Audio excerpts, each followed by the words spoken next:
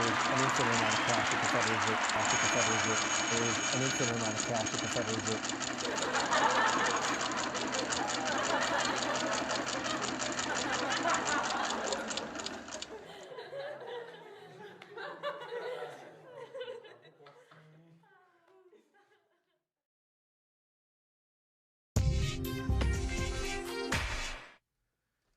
Good morning, Bitcoin. Today is Tuesday, June 23rd, 2020. My name is Thomas Hunt, and this is the World Crypto Network. The price of Bitcoin is up 1.4% in the last 24 hours, with a last of 9,685, a high of 9,795, and a low of 9,494. That's $1 for 10,326 Satoshis. Volume was at 4,081 Bitcoins changing hands. Pretty normal for a Tuesday. The market continues to lean long with 80%, and Bitcoin dominance was at around 65%. The United States is still in the first wave of the coronavirus pandemic, and experts raise concern for several states. More than 24 states are seeing a rise in new cases, and one expert warns of danger signs in more parts of the U.S. Wear your mask when you go outside. Breaking news: NASDAQ opens at all-time high. Dow jumps more than 200 points. And the price of Bitcoin is up as well because PayPal and Venmo say that they're going to roll out crypto buying and selling, according to sources. CoinDesk writes, fintech giant PayPal plans to roll out direct sales of cryptocurrency to its 325 million users, according to 3 people familiar with the matter. Currently, PayPal can be used as an alternative means for withdrawing funds from exchanges such as Coinbase, but this would be their first time to sell direct crypto. My understanding is that they're going to allow buys and sells of crypto directly from PayPal and Venmo, a well-placed industry source told CoinDesk. They are going to have some sort of a built-in wallet functionality, so you can store it there. It's unclear which or how many cryptocurrencies would be available. The industry source said that they expected PayPal would be working with multiple exchanges to source liquidity. A second source confirmed that PayPal is looking to offer buying and selling of crypto and said the service could be expected in the next 3 months, maybe sooner. PayPal declined to comment on the plans. San Francisco-based crypto exchanges Coinbase and Luxembourg-based Bitstamp were mentioned as likely contenders by the sources. Both Coinbase and Bitstamp declined to comment. It's worth noting that PayPal has a long-standing relationship with Coinbase going back as early as 2016. In 2018, Coinbase made fiat withdrawals available on PayPal for U.S. customers. Last year, European Coinbase users could withdraw to their PayPal accounts, followed by users in Canada. Meanwhile, fintech apps that offer crypto are making money. Square, the payments unicorn launched by Twitter CEO Jack Dorsey, rolled out Bitcoin purchases in its Cash App in mid-2018. Cash App reported $306 million in Bitcoin revenue in its recent earnings report. London-based Revolut, which began offering crypto to users following a 2017 partnership with Bitstamp, raised $500 million in February, valuing the platform at $5.5 billion. Robinhood, the fintech app that thought to be fueling the recent retail boom in equities day trading, first offered crypto in February 2018. I don't know why they keep saying crypto and not Bitcoin, but Bitcoin, as well as crypto, is increasingly seen as an obvious way to bolster users' numbers on fintech apps and to create new revenue streams. Indeed, PayPal CEO Dan Schulman has made it clear his plan this year is to aggressively monetize Venmo, which has more than 52 million accounts. PayPal also has a hiring push going. Around the start of 2020, PayPal posted job openings to ramp up its new blockchain research group. PayPal posted around 8 engineering positions, 4 in San Jose and 4 in Singapore. Following PayPal's short-lived dalliance with the Facebook-led Libra project last year, the focus is now on expanding its own payments expertise, one of the sources added. In an interview with CoinDesk earlier this year, PayPal Chief Technology Officer said that the company wanted its own perspective and view on blockchain technology itself to see how it can help us contribute to the concept of creating an open digital payments platform that can serve everyone.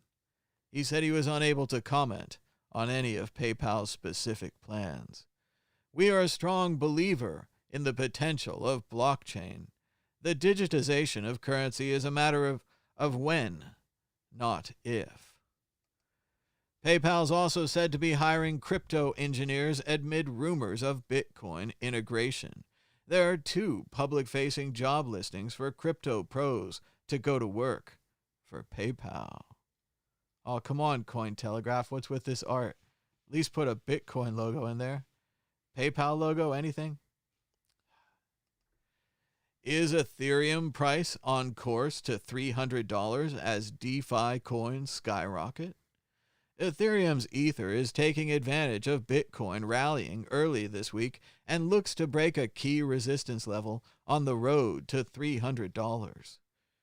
Interesting stuff, as the price of Bitcoin is causing people to ask. The main question is, can Ethereum finally start catching up to Bitcoin? Ether facing resistance at 250 as the final hurdle before accelerating towards 300. Short-term test of 234 is not out of the books for Ethereum. It does nothing. Buy Bitcoin. Don't protest, says Max Kaiser. Bitcoin is the best exit strategy from financial oppression after COVID-19, Kaiser argues, as one economist says the Fed's balance sheet will never shrink. There is an infinite amount of cash at the Federal Reserve. We heard that. Crypto market stuck in negative trend with Bitcoin below 10,000.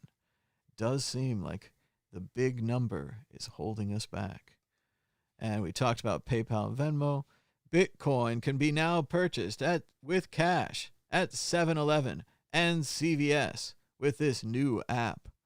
Bitcoin ATM company LibertyX has teamed up with retailers 7-Eleven, Rite Aid, and CVS to bring its cash for crypto services to 20,000 locations. That's awesome.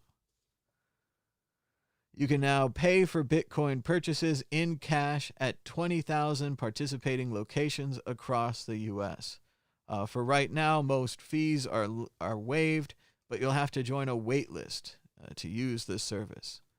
This is great stuff. As it says, Bitcoin ATM company LibertyX is expanding its horizons on its mission to make Bitcoin available on every block in America.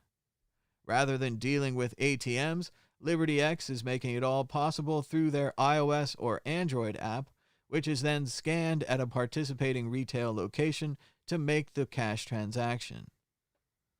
Here's how it works. Liberty app users enter their Bitcoin addresses into the app and click Start Purchase. From there, they must select one of the listed retailers, like a 7-Eleven down the block, and press Add Cash Now. The cashier at the 7-Eleven store then scans the LibertyX barcode, and the customer hands the cashier the dough, between $20 and $500. All that's left then is to pay the necessary fees, the $4.95 retailer service fee, and the customer-selected miner fee, and click Convert to Bitcoin on the app, and presto, Bitcoin bought with cash, complete. So try it out today, I guess. Is it working now? Seems like it's working now. LibertyX currently has a store locator on its website that'll point customers to the nearest retailer who will take cash for crypto. Yes, of course, they KYC their customers, requiring name, address, date of birth, and a photo ID for all users, according to a FAQ on their website. Unfortunately, it's not set yet. Oh, come on. The whole article down to this. If you sign up, you'll be added to a wait list, and it's unclear when it'll be live, but it sounds like a great way to buy Bitcoin with cash, of course, KYC'd through the website, with Liberty X. So try that out. Let me know how it goes. The big reveal in the Bolton book. Trump hated Bitcoin all the way back in 2018. A devastating revelation, we know. And so it's just a classic retelling of the story we talked about over the weekend when the Bolton book leaked. As everyone knows, you can download it all over Twitter, but they all link to the same Google Docs. So that's going to go down eventually. But for right now, Bolton's book is free on Twitter and Google Docs. Let's see, we seem to have more details on Bitcoin. They said originally go after Bitcoin. Of course, Mnuchin didn't go after Bitcoin for fraud. He actually did more like the opposite. And he, unlike Bolton, is still employed by the U.S. government. Trump seems to know that China controls Bitcoin, and Mnuchin doesn't seem to care. Mnuchin never went after Bitcoin. Indeed, Trump's administration has supported Bitcoin and Ethereum at the expense of American-made cryptocurrencies. This has happened even as China has tightened its grip on Bitcoin and Ether mining. The Trump administration, by refusing to provide a clear regulatory framework for any other cryptocurrency, has given a boost to Bitcoin and Ethereum, and now China is within arm's reach of controlling both. It's fair to say, if the future of money is digital, the Trump administration is ceding the future of money to China.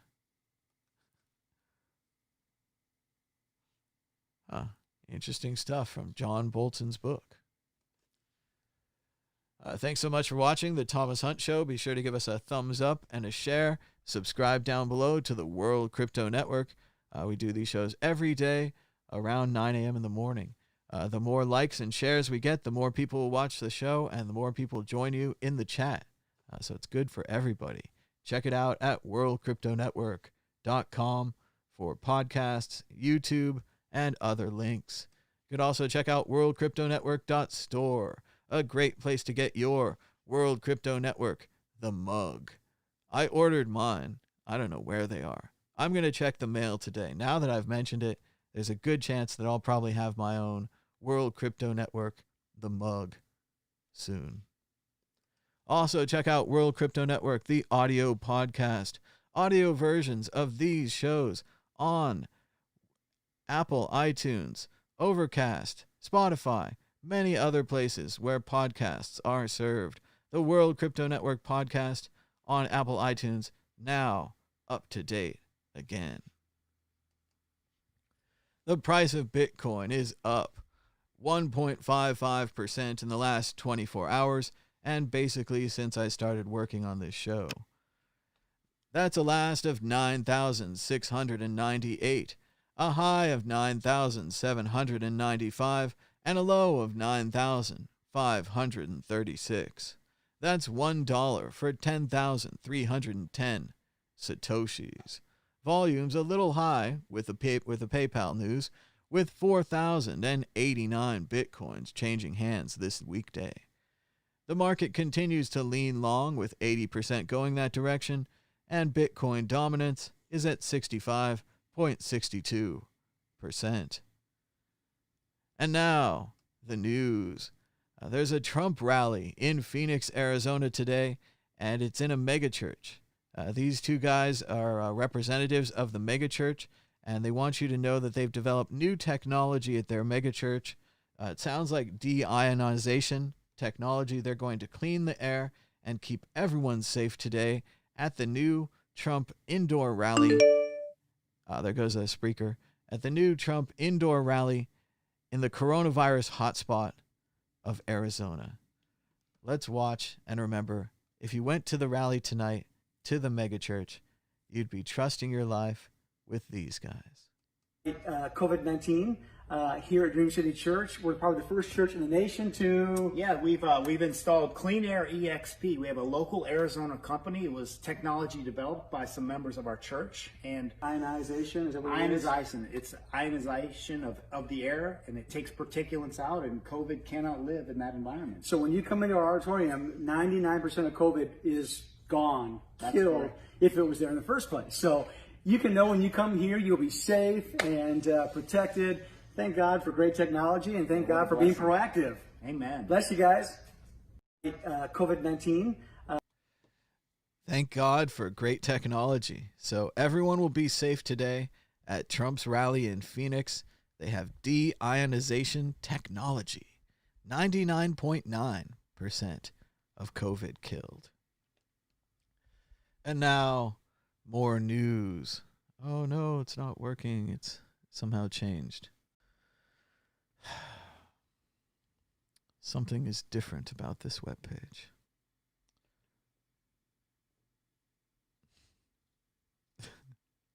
Oh well, fascinating. Let's keep rolling. Christopher Franco agrees with me. He says, Biden Romney would have melted fucking brains. Yes, it would have been an amazing ticket if only Joe Biden hadn't put himself in such a box. Joe Biden isn't allowed to pick his own vice president, so we just have to wait. We have a shocking report from Scott Dworkin that Trump has confirmed slowing coronavirus testing because it looked bad for him. Americans got sick and died because of this fraud and negligence. Trump belongs in prison for the rest of his life. Not joking.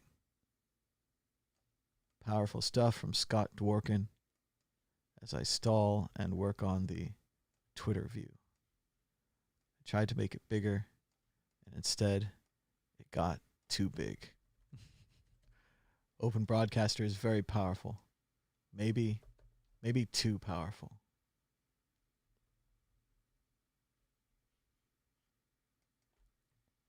Good enough. Yamish Al-Sindor says, the press secretary says Trump is using the name Kung Flu is an indictment on China and not about blaming Asian Americans for the virus. Of course, many Americans, including Asian Americans, have faced increased attacks during the pandemic, find the term racist and offensive. Amid a surge of Florida COVID-19 cases, Florida Governor Ron DeSantis has changed the guidelines for ICU reporting. He doesn't want hospitals to report the number of patients in ICU beds. He only wants the hospitals to report the number of patients in ICU beds who require an intensive level of care. Florida is attempting to cover up the coronavirus. I wonder how that's going to go.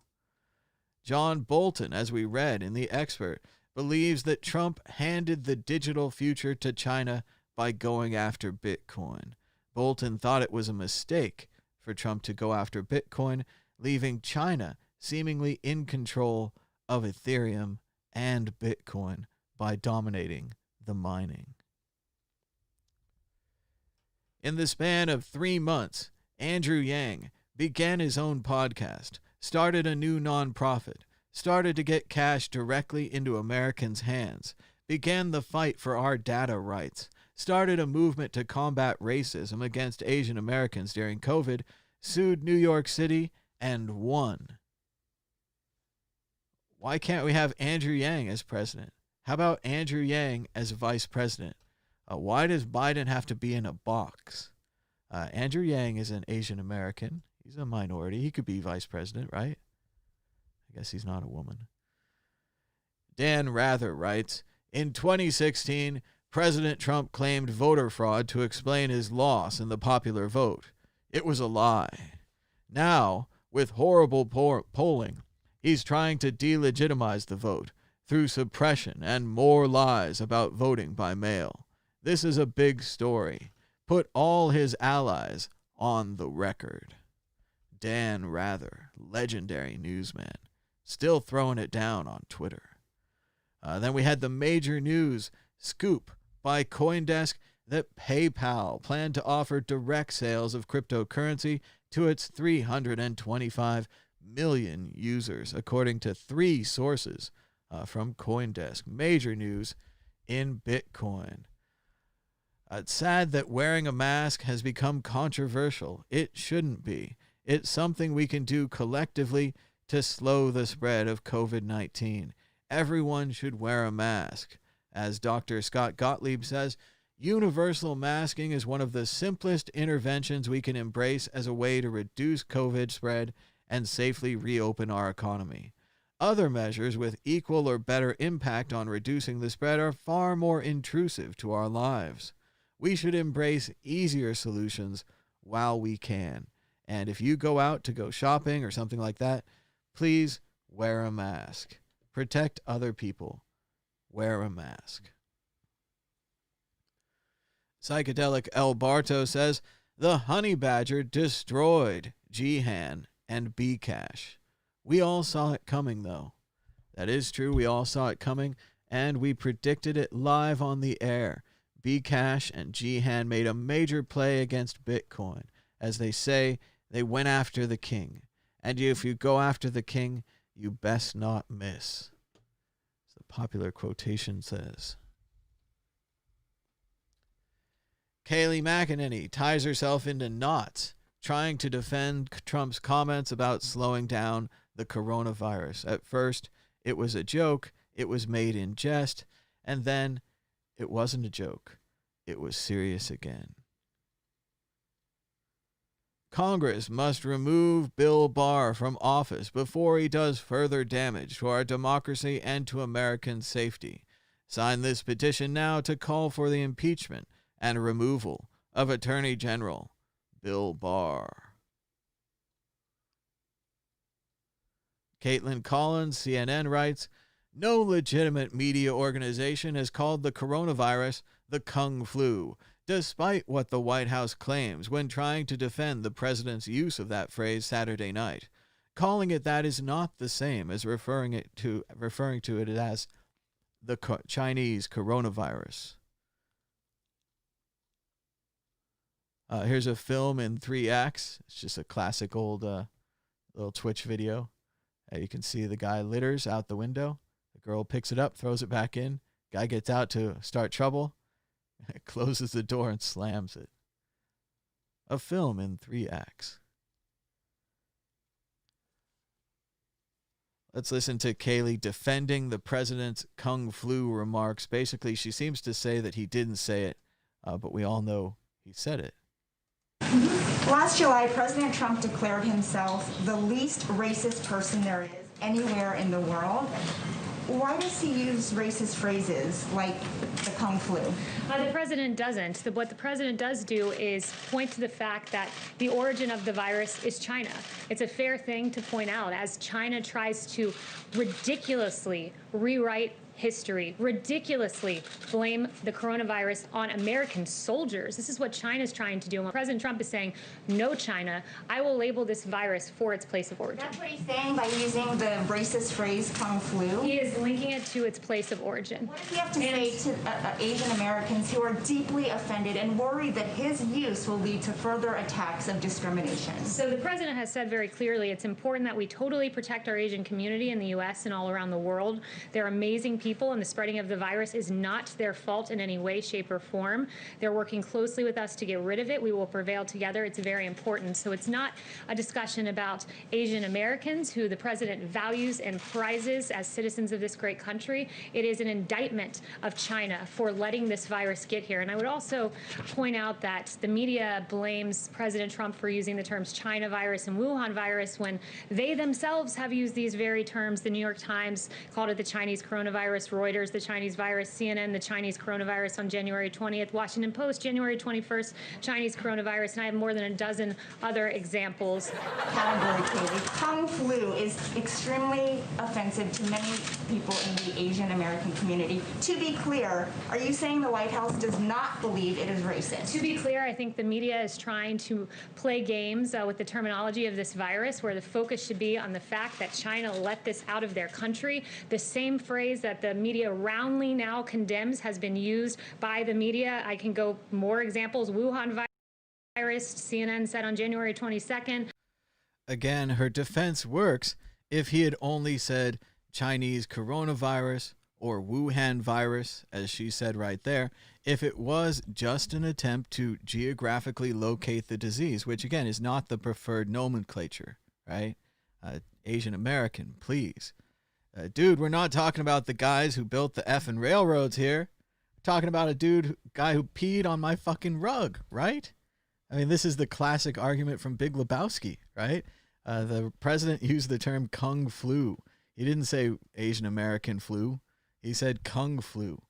It's a clever term, right? I mean, if we have to, let's break it down and discuss it. There's a martial art called Kung Fu, and the president or someone else took Kung Fu and took the flu and put them together, right? It's amazing. That's the racist statement. That's what they're talking about when they ask you why the president is using this term. She completely dodges it. It's completely ineffective, and she goes down hard on this one. I don't think she's going to last very much longer, although she is a magnificent liar. She's got a lot of class as a propagandist and a liar. So, we also had the major Apple announce yesterday.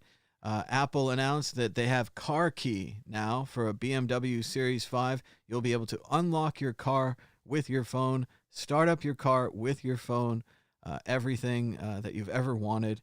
You could loan your car to your friend by sending them the key.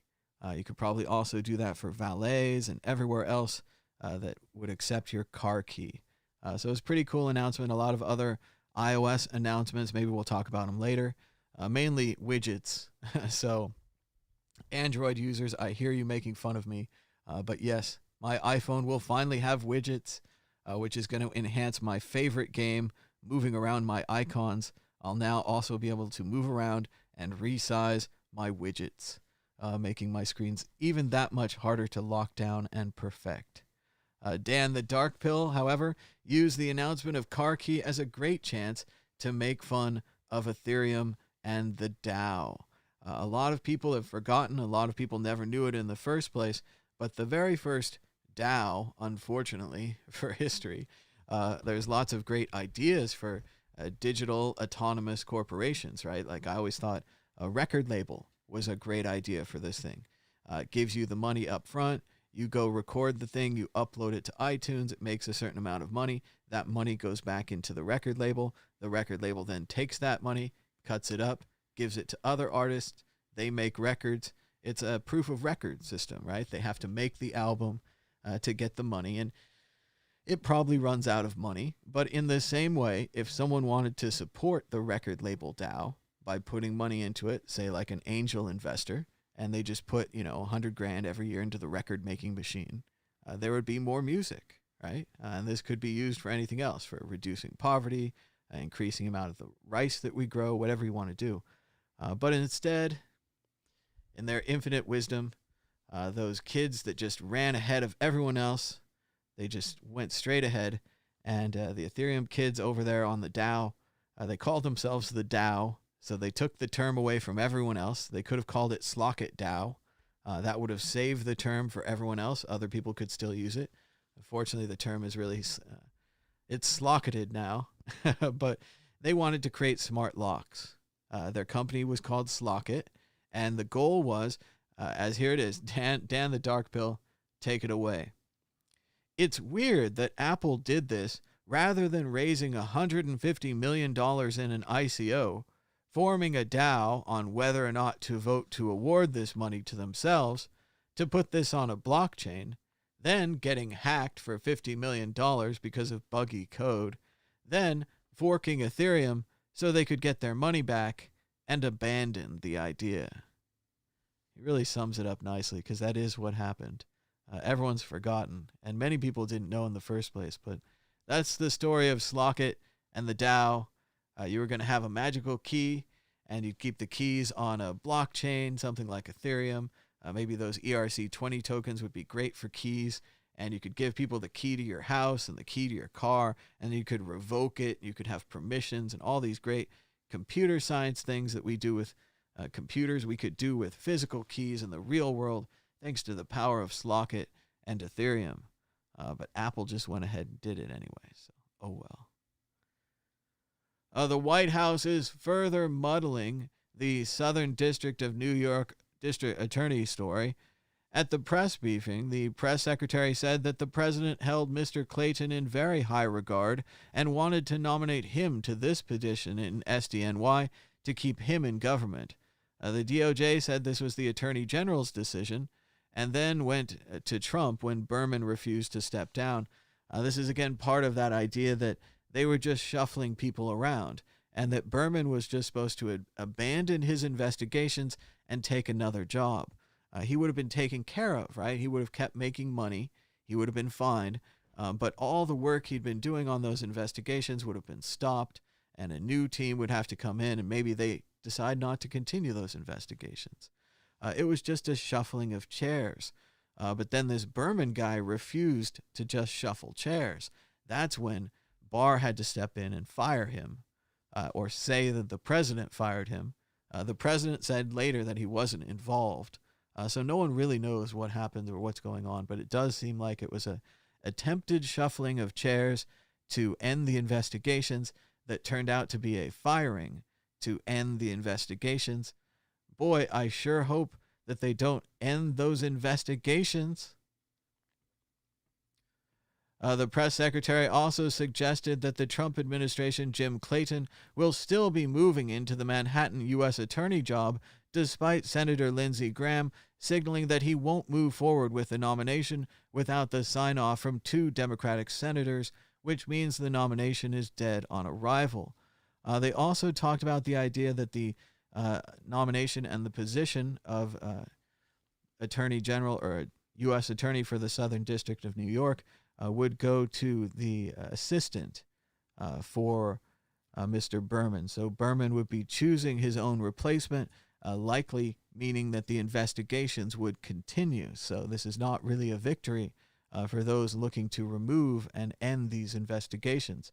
Look for that assistant to be targeted next. Rick Wilson reminds us, don't get cocky, people. Bill is right on. And quotes again Bill Kristol, conservative, William Kristol. I don't know this Bill stuff. He's a conservative. He used to publish the Weekly Standard and the National Review, things like that. Very hardcore right wing. And now he's an anti-Trumper, and he says, you look at the polls and you think he can't win. But Trump's path to victory doesn't depend on persuading Americans. It depends on voter suppression, mass disinformation, foreign interference, and unabashed use of executive power to shape events and perceptions this fall. So it's not over yet, not over by a long shot. And if the election is the only lever we have left, if everyone's thinking, we're going to do it, we're going to push the red button, we're going to pull the big lever, we're going to save democracy, does anybody have a contingency plan? What if that lever doesn't work?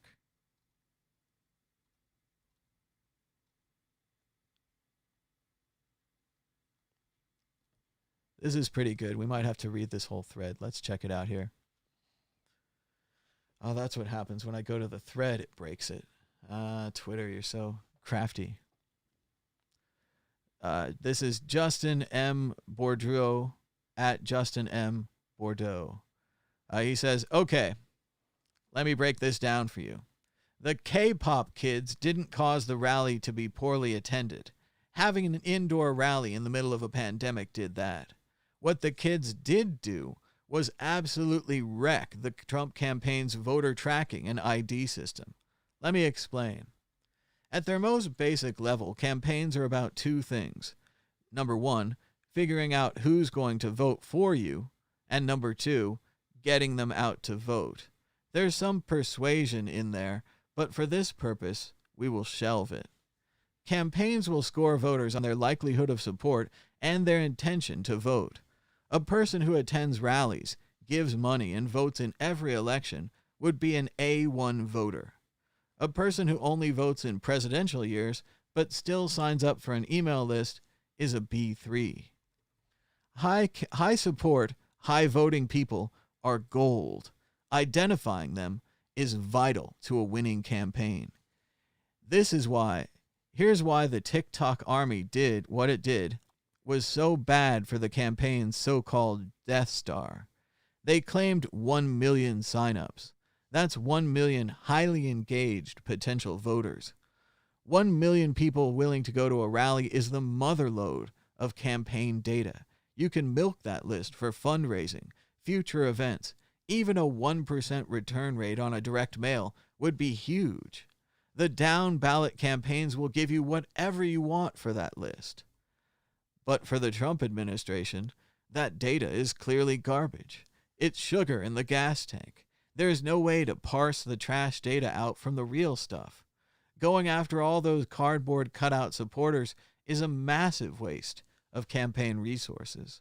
The entire data op is shot. The only thing Brad and the boys can do is cut their losses and throw out the entire last 10 days of data collection in the trash. Roll back the clocks and start over. This assumes that they have backups. This is the kind of snafu that gets managers fired.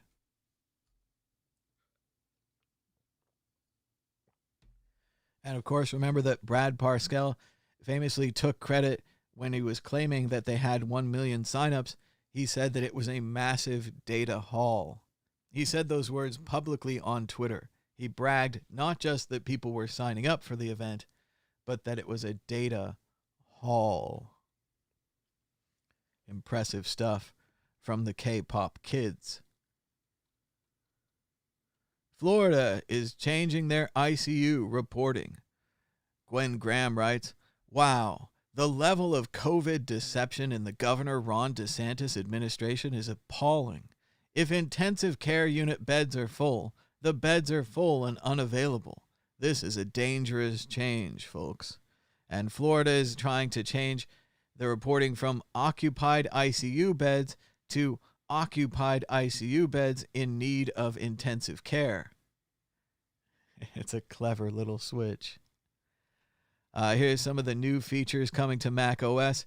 Grubels writes, probably kind of mocking and complaining here, that Mac OS is now proprietary GNOME. Fortunately, GNOME was open source, so I guess they could take it anyway. But yes, they've made it very open and clean looking, removing most of the controls, hiding most of the controls, kind of dumbing down the operating system, but at the same time, you don't use that many of these other buttons and features. Let's see, can we see the other pictures? There's what the messages will be like, photos and widgets across the entire operating system. Just very, very plain and clean. Sounds all right with me. And widgets everywhere. Another reminder from Grubels and others who remind us of the UASF and what Bitmain tried to do to Bitcoin. Jihan Wu, and during the UASF, tweeted this picture of, I think it's a Jonestown massacre or one of the ones where they all drank Kool-Aid, implying that the UASF users were drinking Kool-Aid. We all know that he was wrong. The UASF won. Bitcoin users who did not want bigger blocks won, and they implemented SegWit and other proposals that broke Bitmain and destroyed their ASIC boost advantage. Their big bet on Bitcoin Cash, a fork of Bitcoin designed to fight UASF and SegWit Bitcoin, failed, losing 95% of its value. Jihan Wu is now in major trouble and might lose his company, Bitmain. Never forget what they tried to do to Bitcoin. We've got good news and bad news from Miami. Now that Florida is over 100,000 cases, the Miami mayor has started to act, mandating masks and even handing them out in some areas.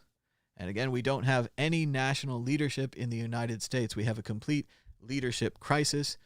There is no president. There is no United States right now. That's why we see these ground-up cases like the mayor of Miami being the only way that we can save ourselves from the coronavirus, because the national leadership simply doesn't believe in it.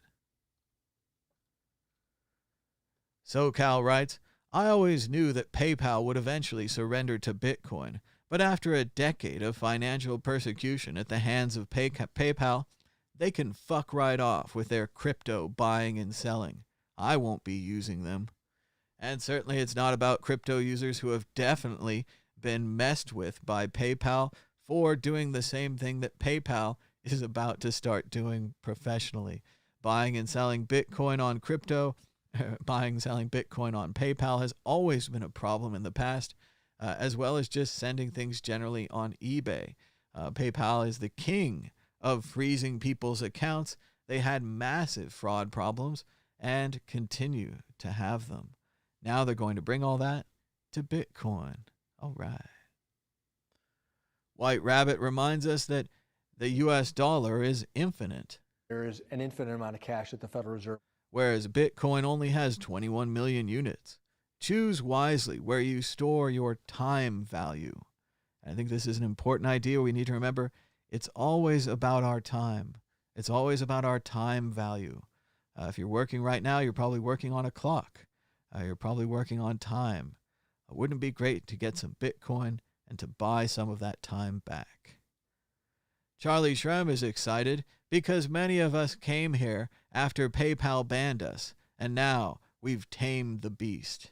There is something kind of poetic and beautiful about how many people have had their PayPal accounts frozen and then discovered Bitcoin and started using Bitcoin directly for their freelance and other businesses. Now PayPal has come back. It's kind of nice. It's like a circle completing itself. Robert Reich says, to summarize, it's bad because it hurts Republicans by increasing turnout, and Democrats use it to commit virtually non-existent voter fraud. But it's fine if Trump and his lackeys do it. And Trump, Ivanka, Jared, Kayleigh, Kellyanne, Mike Pence, Ronald McDaniel, all voted by mail. So it's okay if they do it, but not okay if you do it. We're looking at a graph of the 7-day moving average of new cases of the coronavirus. As you can see, the green line is the United States. The pink line is the European Union. The European Union has gone down and has less than 5,000 new cases in the last 7 days for over 2 weeks. The United States seemed to go down. We did hit a plateau. We did flatten out the curve, right? But then we went right back up, just as we predicted right here on this show. If you've been watching us, you've been watching in horror as Science Everywhere predicted that the virus was still out there at this level, right here, still out there. And that if you reopened, it would go up. And here it is. We reopened, it went up. If we had stayed closed for just a few more weeks, as we begged with you on this show, maybe it would have gone down to like 15,000, and then we could continue to fight it. But it didn't. And as Richard W. Painter, former U.S. attorney, says, are you tired of winning yet? I'm getting a little tired of winning. We have a sad farewell to director Joel Schumacher, 1939 through 2020. Joel Schumacher, his Hollywood career started as a costume designer. Before he was a director, he's most known for his 2 Batman films, pretty much the unpopular ones, but also launched the careers of Matthew McConaughey, Colin Farrell, and many more. He was 80 years old, Joel Schumacher. Check out Joel Schumacher's 13 films in a 15-year span, 1985 to 2000. St. Elmo's Fire, The Lost Boys, Cousins, Flatliners, Dying Young, Falling Down, The Client, Batman Forever, A Time to Kill, Batman and Robin, 8mm, Flawless, and Tigerland. Some good movies. Rest in peace, seemed like a sweet man. And a lot of directors could learn from this man's willingness to admit his product was flawed and that the fans have the right to be upset about it. He officially apologized for Batman and Robin ahead of the film's 20th anniversary. Batman and Robin, famously the film with Governor Arnold Schwarzenegger, playing Mr. Freeze, and the bat nipples on the suits. So he went a little too far with that one. I did think Batman Forever with Val Kilmer as Batman was still pretty good. Jim Carrey is the Joker, or Jim Carrey is the Riddler. That's a pretty good casting right there. Should have carried the movie just that alone. But it still kind of makes it. It's a good one. But Batman and Robin with Alicia Silverstone as Batgirl, and Uma Thurman as Poison Ivy, Arnold Schwarzenegger as Mr. Freeze. It's pretty much a train wreck. But shout out to Schumacher. He apologized for it. He said it was a mess. Fond farewell to director Joel Schumacher. People used to be really mad at him for those Batman films, but now we can just kind of look the other way. It's not that bad. And looking at the rest of the list, I mean, St. Elmo's Fire, classic Brat Pack film. Lost Boys, pretty classic. Flatliners, this is interesting films. Dying Young, these are thoughtful films. Falling Down is an interesting thing if you wanted to rewatch it today. It's actually about a white man going crazy because of politically correct culture, and probably has a bunch of negative statements in there as well. An interesting and a very early look at kind of the subculture that we're seeing celebrated now with the MAGA and the Trump movement. Falling Down would be an early source material to try to understand what would later become such a large plague to take over this country. The Client, solid Grisham film. I don't think I've seen that one, actually. Batman Forever, of course, is pretty good. Time to Kill, another Grisham film. That's pretty good, pretty well done. About 8mm, very creepy Nicolas Cage movie about pornography and such, I think. Flawless, I don't know. And then Tigerland, I don't think I know. But it's pretty good films. Joel Schumacher. 1939 to 2020. Jeff Tiedrix says, let's unfox this gibberish. Protesting is constitutionally protected speech. Voting by mail has been in effect for decades. Voting fraud is a rounding error away from 0%. The entire military votes by mail. Your demagogue president votes by mail. So does Bill Barr. So again, voting by mail is the best system for voting. We should switch to 100% voting by mail and 100% registration. And then we should still have voting day as a holiday. Everyone would vote. AOC's opponent, former CNBC contributor Michelle Caruso Cabrera, was a registered Republican who lived in Trump Tower before moving to Queens. Nearly 24 finance industry executives and investment bankers are bankrolling her campaign. Pass it on. And just for you who aren't keeping an eye on the world's most important representative district in Queens, AOC, Alexandria Ocasio-Cortez, is running for re-election, and the Republicans are seeking to primary her from the right in the Democratic primary. As you can see here, a registered Republican who lived in Trump Tower has moved to Queens to try to fight it out in the world's most liberal district. Republicans have made a very big deal about AOC, this young representative from Queens. I think she used to be a waiter or a bartender, and she has a lot of outspoken ideas and idealism and so forth. Republicans have looked to smash this out, at the same time saying that she represents the entire Democratic Party from this one small district in Queens. So we'll see how this goes. One of the elections to keep an eye on is AOC in the primary.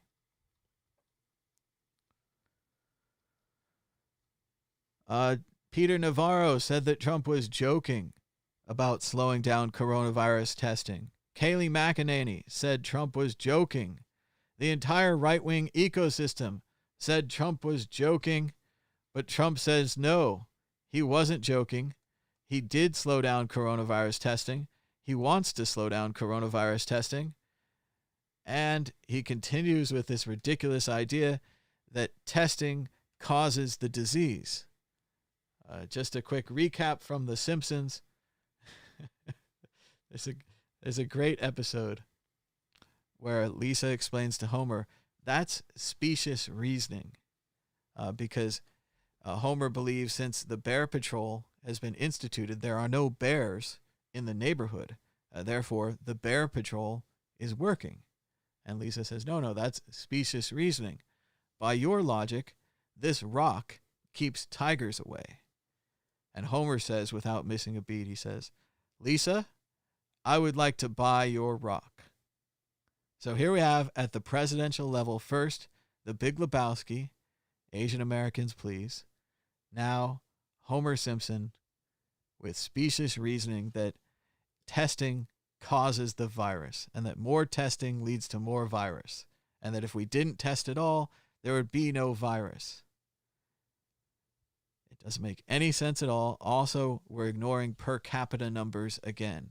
The United States may have done more tests, but because we have more people, you have to, mathematically compare those tests to the population to get the percentage, then compare the percentages with the other countries, and we're not at a good percentage of our people.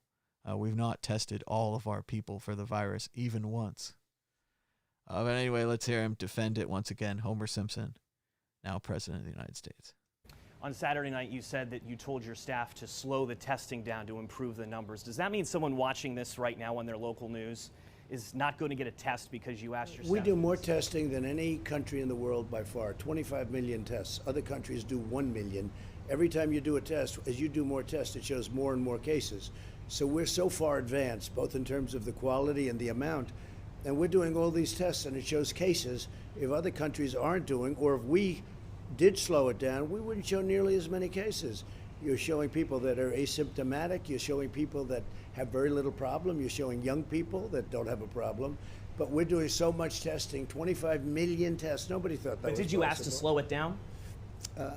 If it did slow down, frankly, I think we're way ahead of ourselves, if you want to know the truth. We've done too good a job, because every time we go out with 25 million tests, you're going to find more people. So then they say, we have more cases in the United States. The reason we have more cases because we do more testing than any other country by far. The reason we have more cases is because we do more testing. Seriously. We have more good news from Ramp Capital. Let's see if we can get this one up full screen so you can see the charts. Here we go.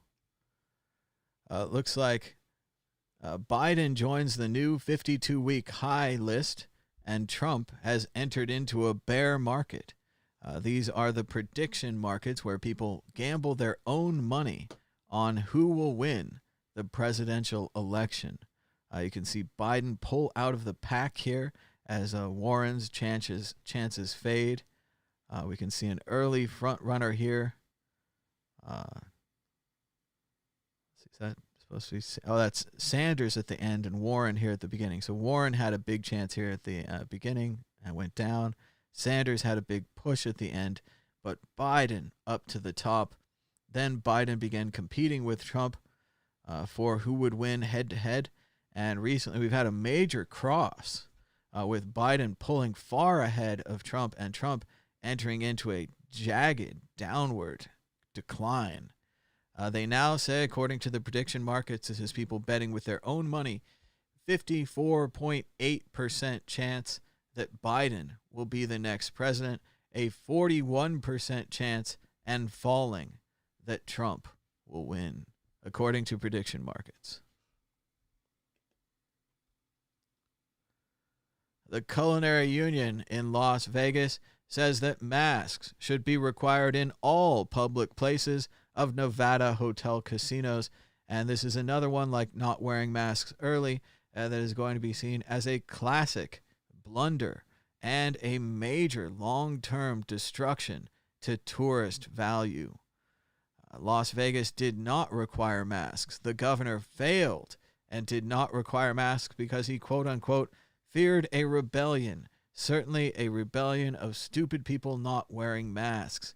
It's time to stop weighing our pandemic policies based upon the ignorant.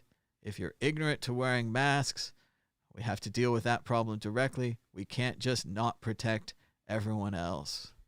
And the culinary union is on the right side here. Meanwhile, the casinos are rumored internally to be adopting their own mask policies. Casinos like the Wynn, who have major roots in China, have been handing out masks at the door and making them required. So it would be a safe place, relatively safe, to gamble. Whereas other casinos have lots of raw breathing going on all over the place, so everyone can take all their viruses and germs back home from their families. Remember that trip in Vegas? Killed half the family. Made us all sick. We'll never go again. Stonehenge is saying that they should scrap the plans for a tunnel. Archaeologists have found a Neolithic discovery. They found a large circle of shafts, small wells that had been dug exactly apart, 30 paces apart, something like that. Well, 30 paces, well, in a perfect circle surrounding the entire area near Stonehenge. We really know hardly anything about what these people were up to, what they were marking on these earth. It's kind of like they gave the earth permanent tattoos, and they went to a lot of trouble to do it. And new technologies are allowing us to scan more underneath the earth, and we were able to find these in a already well-covered area. A lot of people have explored the area. There's multiple monuments in the area, major Druid activity, and yet still we're finding out new things underneath the ground thanks to new underground scanning technologies, right? This is amazing. They had a similar story last year, a couple years ago in Belgium, where they had a World War I battlefield, and they had kept it relatively clean. They had kept people out of it. And so they scanned it again with like a flyover and underground technology and all kinds of the new scanning machines that they have. And they found all kinds of details that they didn't know. They found little parties and groups of people who had been cut off. They found where they had had fires, and then they found more things that they'd left behind. And the battlefield came to life again thanks to new technology. So it's really exciting stuff going on in history. And yes, we're not going to build, let's not build a tunnel there. They wanted to build a road tunnel near Stonehenge through this area to reduce traffic, which is great. Normally I'm all about reducing traffic, but let's not drive a tunnel through this area that we hardly know anything about. So interesting stuff from Stonehenge. Oh, more bad news from the United States. Trump is expected to, and eventually did, suspend H-1B visas until the end of the year to prevent international students / postdoctorates from coming to the United States. Academic research in the United States used to be the envy of the world, in no small part because it opened its doors to international scholars. This is a disaster. As it says here, Philip Behrens writes, "This will be the end of U.S.-based science as we know it. Even if reversed in the future, it will take years to rebuild the trust of international students and postdoctorates and faculty. Would you apply for a scholarship to a place that may simply cancel your chances of going there at a moment's notice?" Imagine all the students who had been planning to attend school, others who are halfway through their schooling careers and now have to move to a different school. This is a disaster for U.S. science and medicine. It's short-sighted. It's false. They're doing it because they don't like immigrants, not because of the coronavirus. It's not an attempt to protect us. It's another one of these tag-on things, the way that they were talking about school choice when they were supposed to be talking about police brutality. They're just continuing on the mission. They don't care at all about science, about doctorates, and all of these brains that we're losing. I mean, certainly there's been arguments about the level of this program, whether it should be larger or smaller, but eliminating it entirely is a huge disaster for American science. Shout out to Ben Ark. Ben says it was a great show yesterday. He said he was loving the Bitcoin news brief in the first 10 minutes and then have the show scale out to wider issues. Caters to people with limited time. So you can check out just the first 10 minutes of the show. We did the Bitcoin news, and now we're well deep into the other news, and there's far too much other news, so we got to keep moving. 2 more people from the Trump campaign advance team from Tulsa have tested positive for the coronavirus. The staffers attended the rally, but were wearing masks during the entire event. The campaign says it immediately activated established quarantine and contact tracing protocols. It would be nice if the rest of the country had those same protocols that the campaign apparently has. Bill Harris, the founding CEO of PayPal, said, "Bitcoin is the greatest scam in history. It's a colossal pump and dump scheme, the likes of which the world has never seen. And now PayPal accepts Bitcoin." That's how far we've come. That's what it means to have been an early adopter. If you're an early adopter of Bitcoin, you're someone that risked your money and your reputation and everything that you talk about, everything that you are. You risked it at the same time when these so-called geniuses of finance were saying that it was a pump and dump scheme, that it was the greatest scam in history. And now PayPal is going to accept Bitcoin. Dennis Parker agrees. PayPal 2018, Bitcoin is going to zero. PayPal 2020, we sell Bitcoin.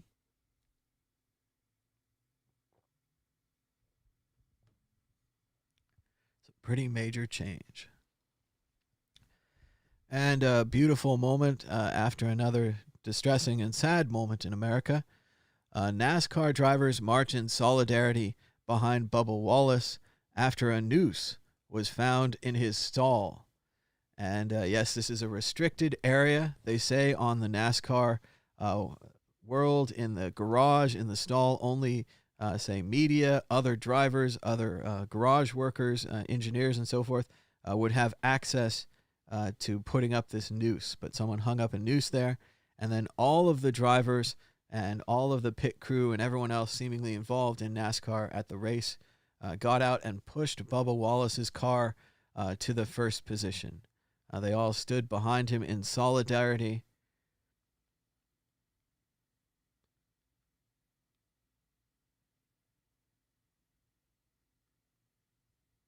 Pretty powerful and moving moment.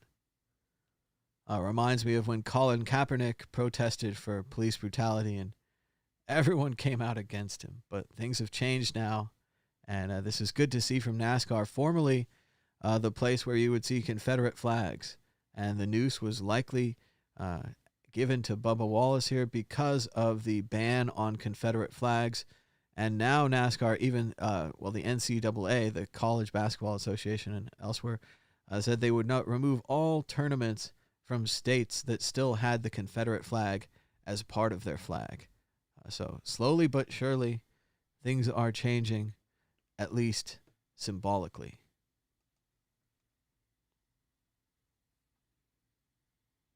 Again, Patton Oswalt making fun of the church video we played earlier. It's technology developed by a company. It ionizes the air. The guy who made it goes to our church. He says it works. So they're having another rally today, and I'm sure they're going to be safe because they're ionizing in the air. The PayPal news made the price of Bitcoin go up. At one point yesterday, Bitcoin was up 4.8% to 9,763. So quite an impressive spike up on the PayPal news. It's rounded off a little now, given some of it back, but still at 9,668. On the same day that Joel Schumacher passed away, they announced that they're retconning, which means reverse continuity, one of the best phrases from comic books. They're reverse continuitying Batman Forever and Batman and Robin so they can get Michael Keaton back. And that Michael Keaton is going to be reprising the role of Batman in the Flash movie. And the Flash movie is apparently going to introduce the DC Comics idea of the multiverse, the multiple realities. So now there'll be a reality where Ben Affleck is Batman, theoretically, and a reality where Michael Keaton is Batman. And then they can work together. This is great for comic books and comic book movies. Maybe DC will finally make another good film. We'll see.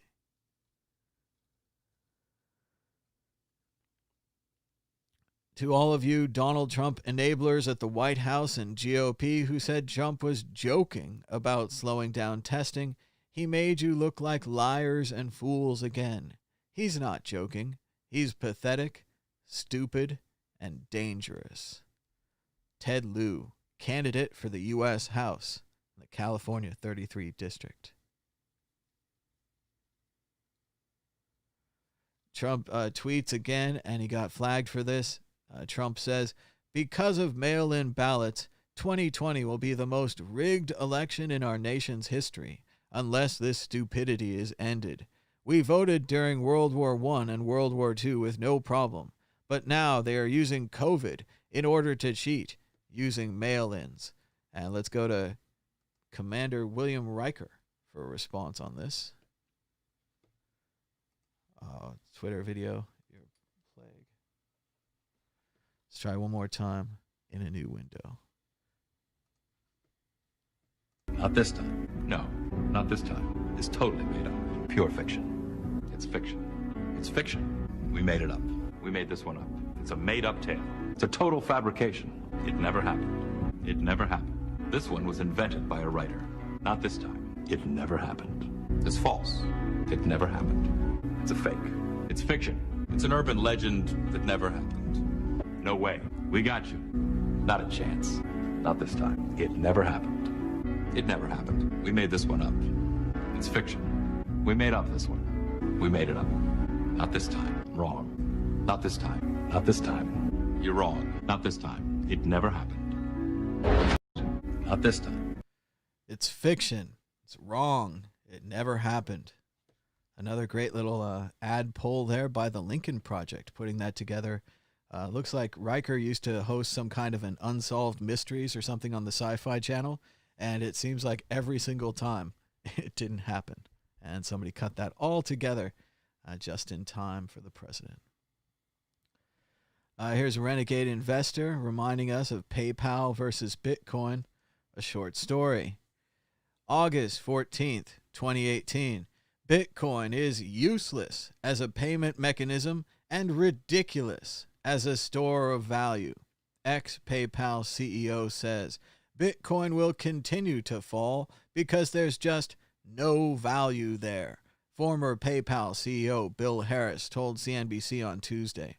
The former financial technology CEO's primary concerns about Bitcoin include its slow transaction time, scaling challenges, and volatility. Also in the tab, it says, Bill Harris says Bitcoin is heading to zero. Fast forward to PayPal, Venmo to roll out crypto buying and selling. Sources. The fintech giant PayPal plans to roll out direct sales of cryptocurrency to its 325 million users, according to 3 people familiar with the matter. June 22nd, 2020. What a difference 2 years makes for PayPal.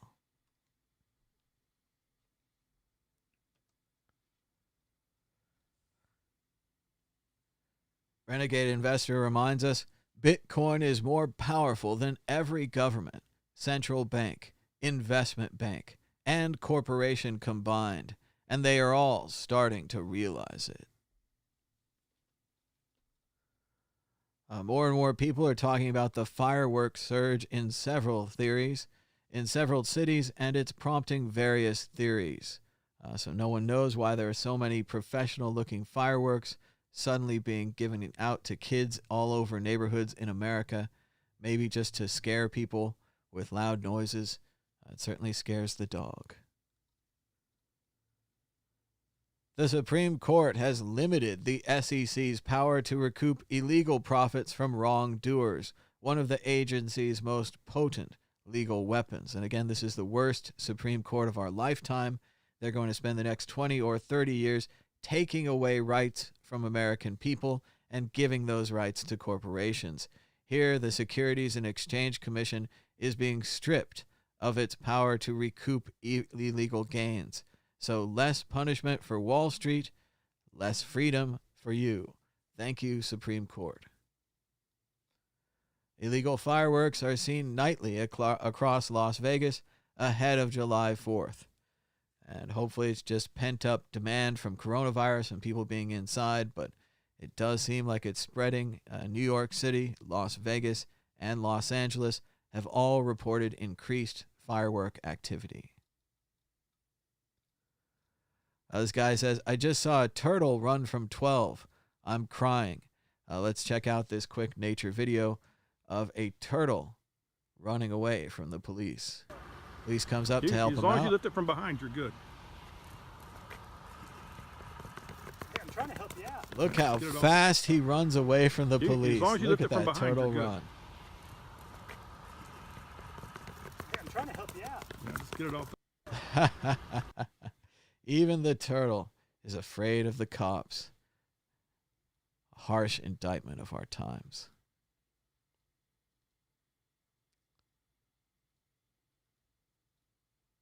We talked about this, but now it's official from the New York Times. Breaking news 21 hours ago. President Trump will sign an executive order suspending foreign work visas, barring hundreds of thousands of people from coming to work in the United States. The move includes the H-1B program for high-skilled workers and several other categories. Again, blindly striking out against immigration and hitting the smartest people who were coming here to work. It's going to make us dumber. Of course, that's good for some countries, right? Jeremy Gardner, friend of the show, writes, this is about as un-American as presidential orders get. Anyone supporting Trump at this point no longer cares about the future of this country. And it does seem, again, like another action by Trump that hurts America. The expression, cutting off your nose to spite your face.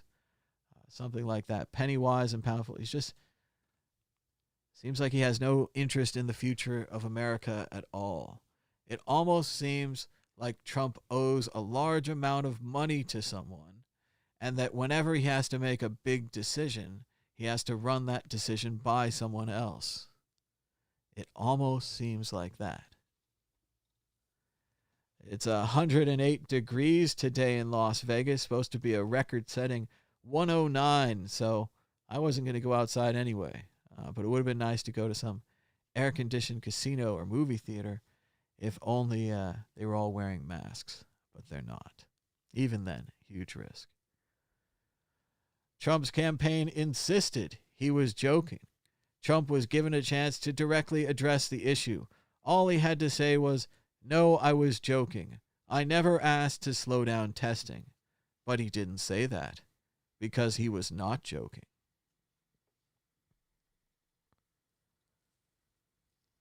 Update.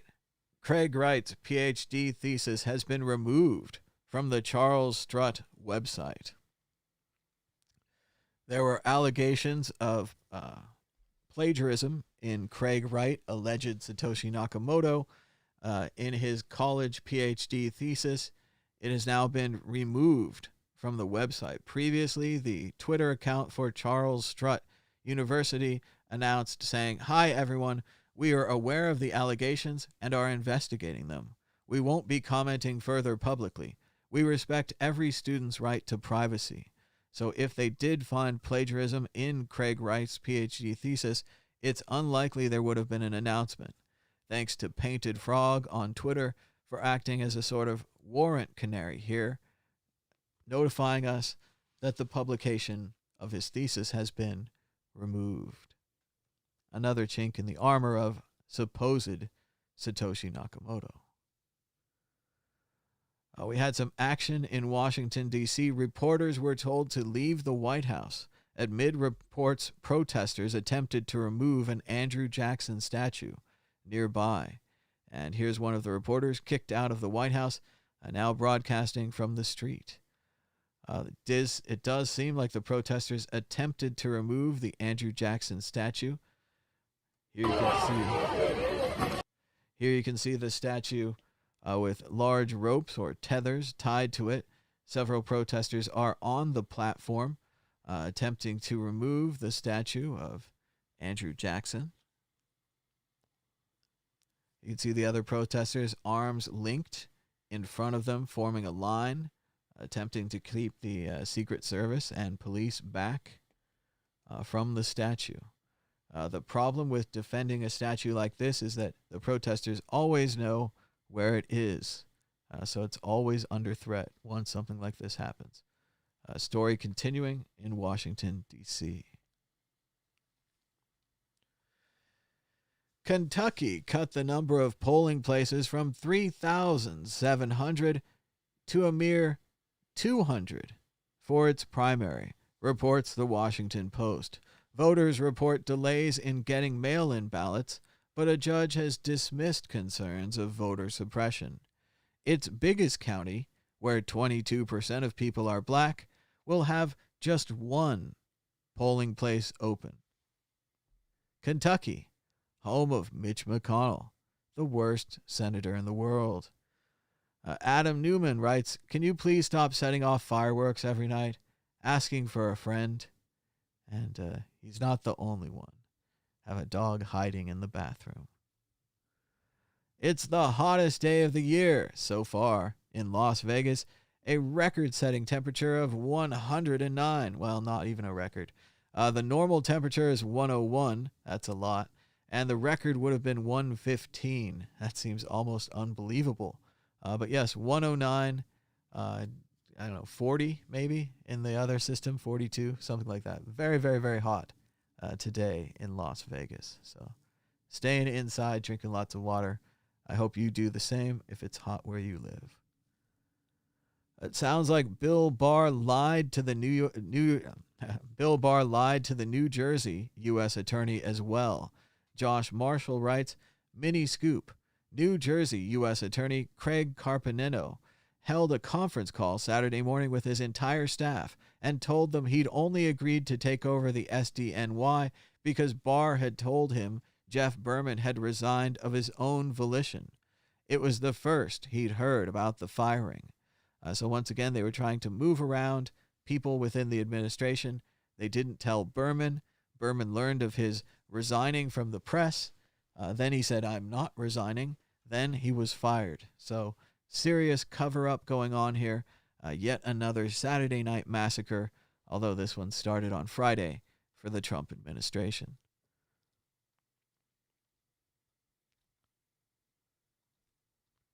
Such is the will of causality, writes, NASCAR going harder for their single black racer more than the NFL has for their majority black players.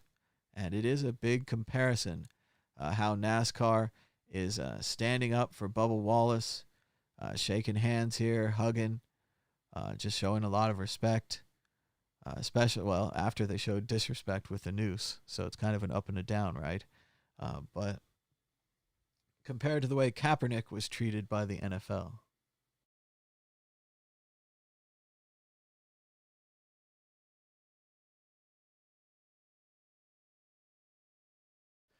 What a difference a few years makes.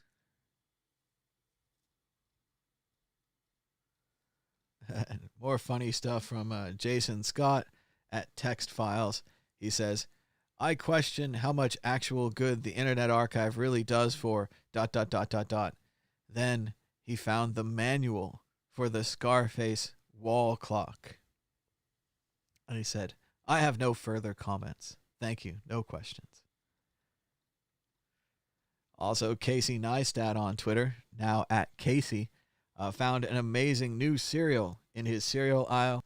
Hostess Twinkies cereal. It's Twinkies this cereal. There we go. That's going to solve the coronavirus. More sugar.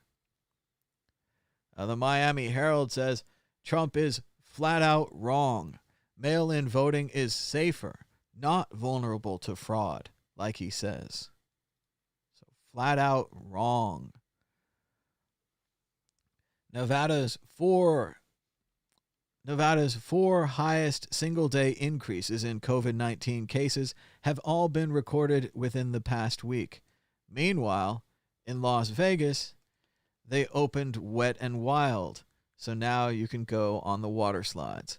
Look at all these people not wearing masks, getting ready to go to the water park to spread the coronavirus in Las Vegas. Hashtag Team Virus.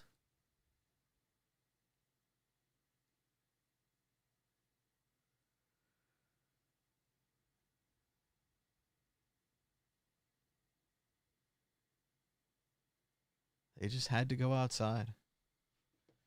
They just couldn't wait. Had to go to the water park. Meanwhile, in the database and statistics community,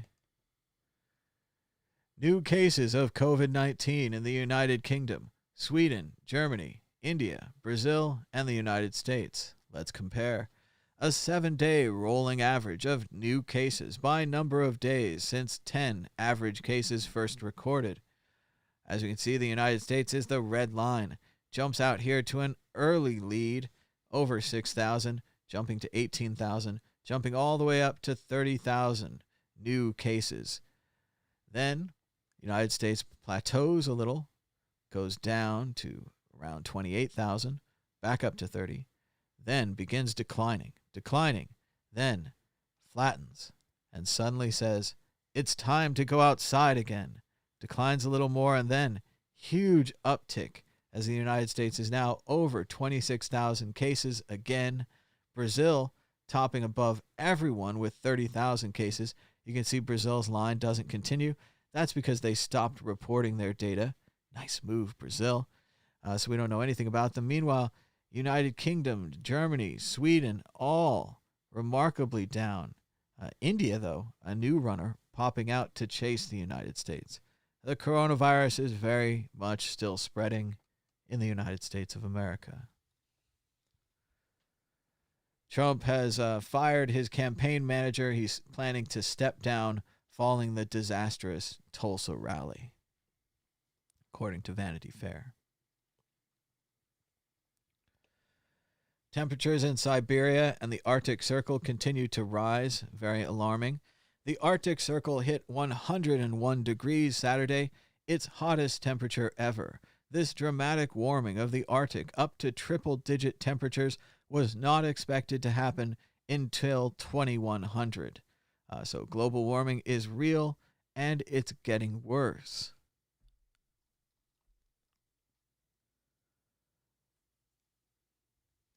They say no one was talking about Lafayette Park, where protesters were once again cleared by violent police. This time looks like they're using bicycles. Bicycles are the new weapon of choice for violent police. It's very easy to stick someone with it, use it as a barrier, throw it at someone, charge forward like a bull's horns. Very useful tool for police attack, the bicycle. Although, look, some have opted for the traditional shields and batons.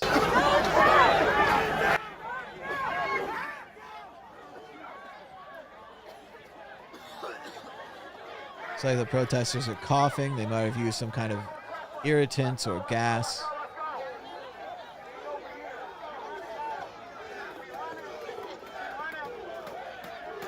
Now they're banging the shields and moving forward.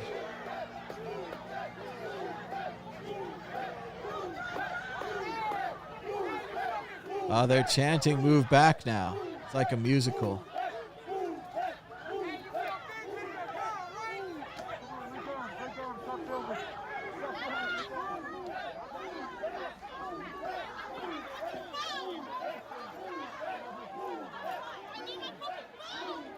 So there's the president protecting a statue over people. Oh, we have a skirmish.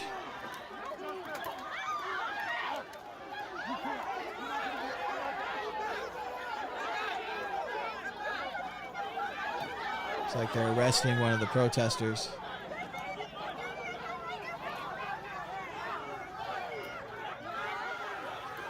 Another skirmish. Note the bicycles in the second rank there. They're moving forward with the bicycles. Don't mistake this. The bicycles are clearly weapons.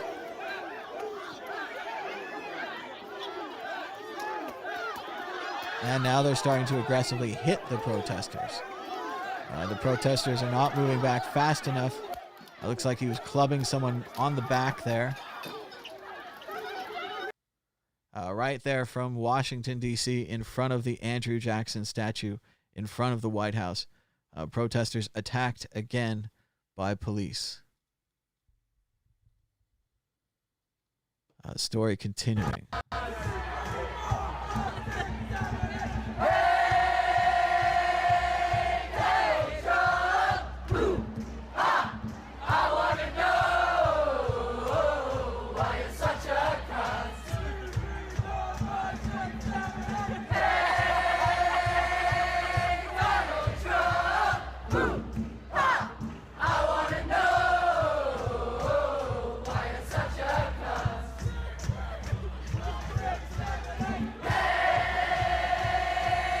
Pretty cute little chant there from the protesters.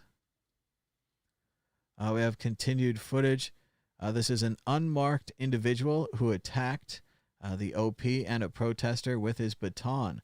Cops did not know who he was or even if he was a government official.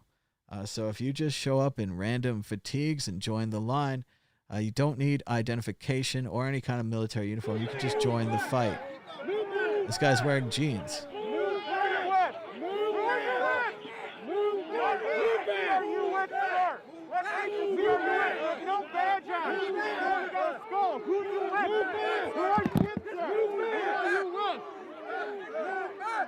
What armed group are you with? Who are you with? Look, he's wearing jeans. What agency is he with? Who is he with? Who is he with? What is this uniform? What's this uniform? Who's that?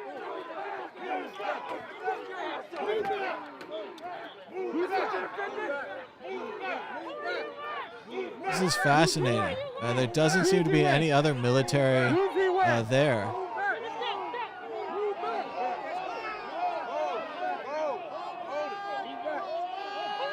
Is this just a random cosplayer that's joined the police? I mean, it seems very likely here that if you just wanted to go out into the street and beat people up because that's what you're into, and you dressed in a passable military outfit,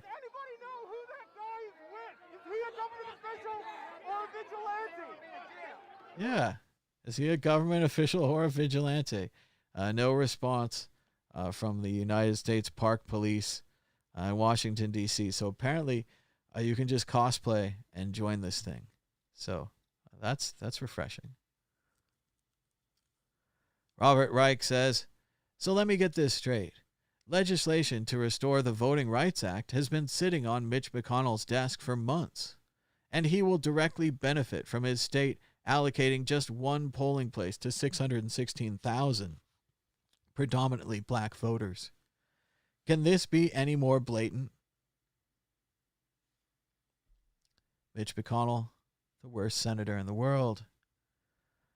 State by state, this is clearly the Republican strategy, says Antonio French, as Louisville, a city of 600,000 people, will have only one in-person voting place for tomorrow, which is now today's elections. Look at the United States just passing everyone in the coronavirus data, hashtag Team Virus. We're really doing a great job spreading this and killing human beings. New confirmed cases by day. Look at Arizona, all the way out ahead of all the other states. Almost 350 new daily confirmed cases in Arizona. Look at Texas starting their climb upward, chasing Arizona. Around 150 confirmed new cases a day in Texas. And overall, we just have that upward curve of a virus. We are just curving up. So don't worry about it. Pay no mind. I'm sure it won't affect you. Trump continues to repeat on Twitter saying, cases going up in the U.S. because we're testing far more than any other country and ever expanding. With smaller testing, we would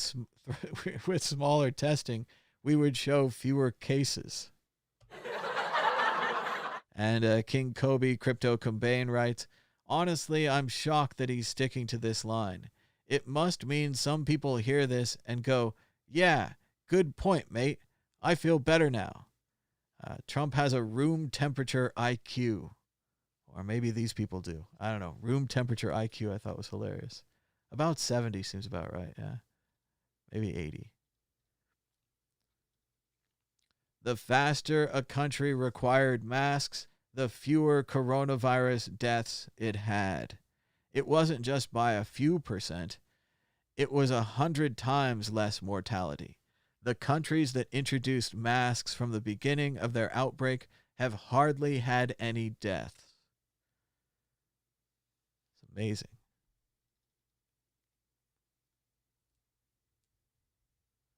I worry that this seismic change to our Constitution is not being given the attention it urgently warrants. So I'll say again, the government wants to abolish jury trials in order to address a court backlog caused by its own cuts, under the pretense that it was caused by COVID. This is a very disturbing rumor, if true, the abolishment of jury trials. I hadn't really considered, given the coronavirus, how you would be able to sit people for a jury, as well as the entire jury system, which makes you wait around the courthouse all day, interchanging virus with everyone else. Certainly they could all wear masks, but juries are generally kept inside, whereas it would be much safer to be outside if you had to be surrounded by other people.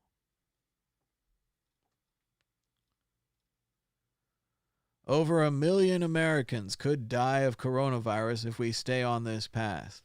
And Dodo Bird is tweeting about statues. Call me a worrier, but I've never quite understood how having no vaccine, no treatment, no universal commitment to mask wearing and social distancing, and no national leadership on coronavirus could lead to any kind of successful reopening, phased or otherwise. And that's what we've been saying right here on this show for weeks and weeks and weeks. We're in total agreement.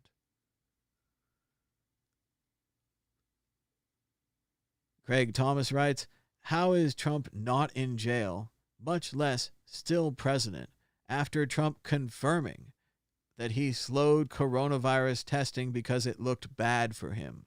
Americans got sick and died because of this fraud and negligence. Trump belongs in prison for the rest of his life. Not joking.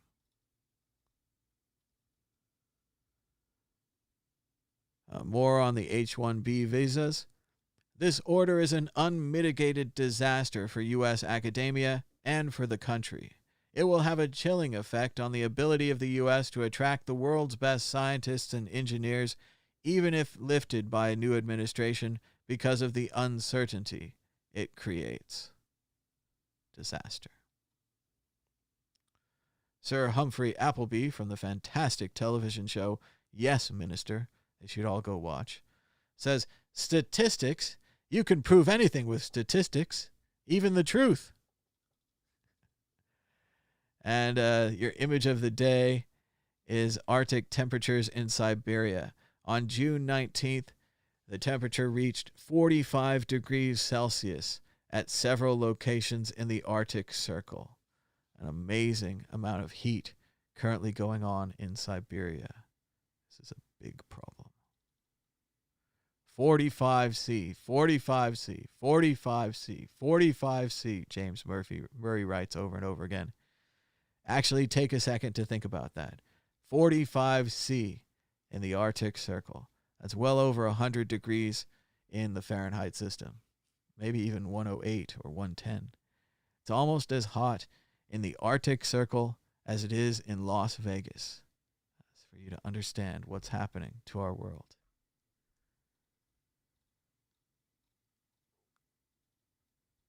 The European Union is urging Xi Jinping to drop the Hong Kong national security law or risk negative consequences.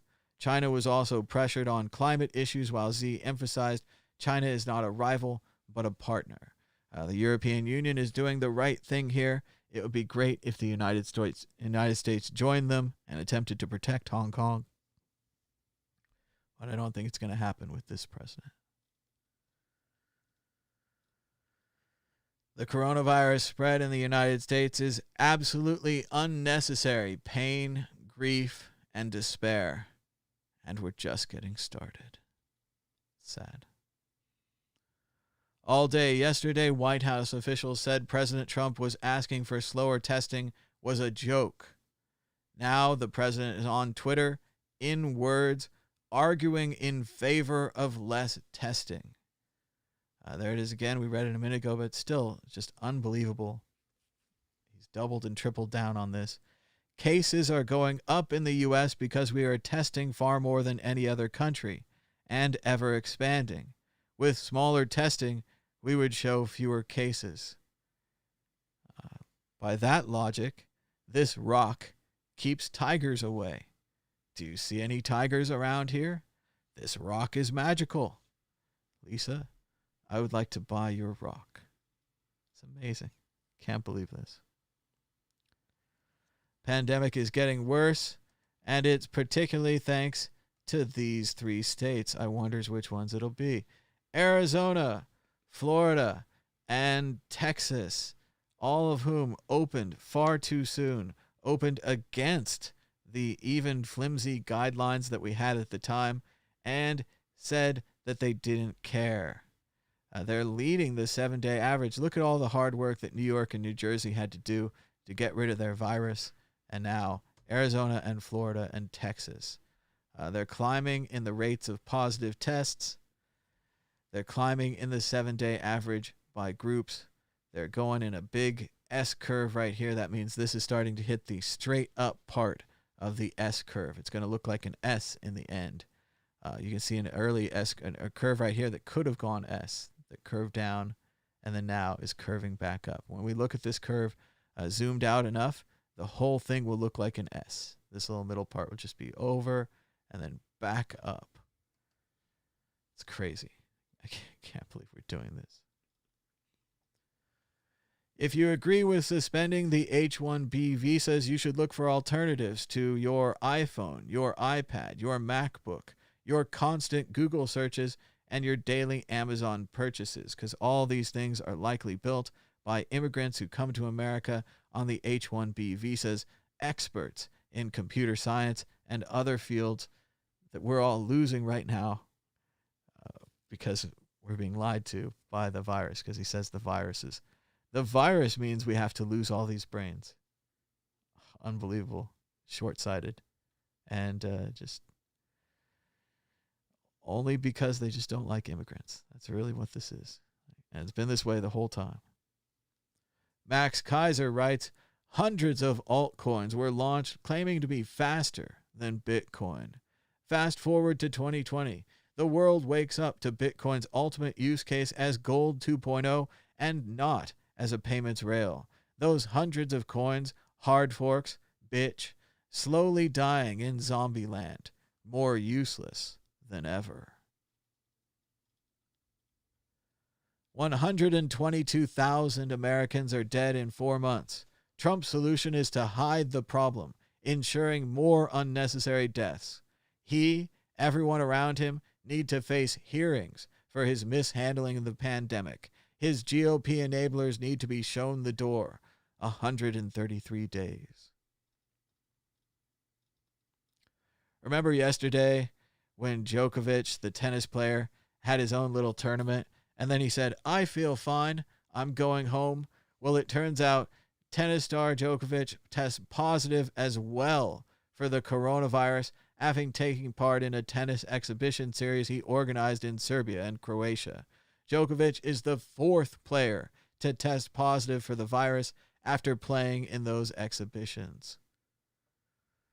His wife also tested positive.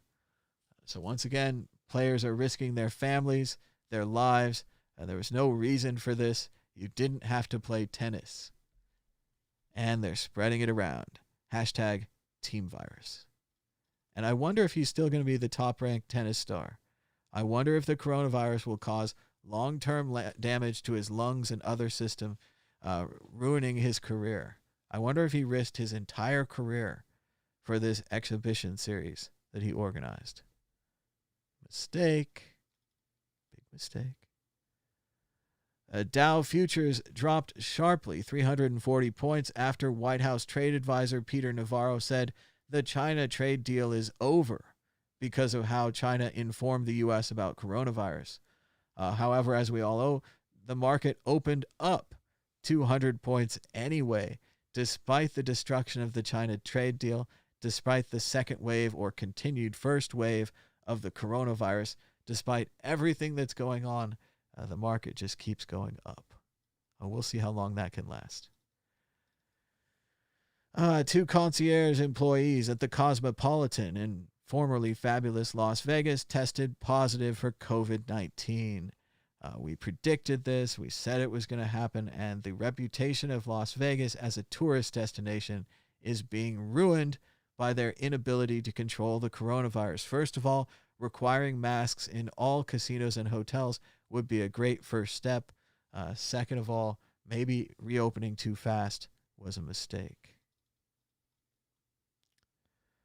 Employees at 5 Las Vegas restaurants on and off the Strip test positive for coronavirus. The virus continues to spread in Las Vegas. Only 7 citizens in Taiwan have died from COVID-19. In the United States, 120,000. Maybe we should look at what they're doing to control the spread of COVID-19. They're wearing face coverings in public, temperature checks, washing hands, and doing safe social distancing. It's not too late to start.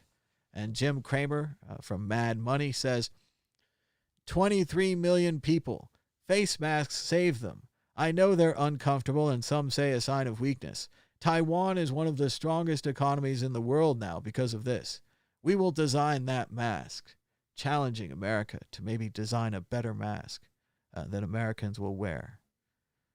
Maybe it could look like a pig's nose or an asshole. Germany imposes fresh lockdown after coronavirus outbreak at meat factory.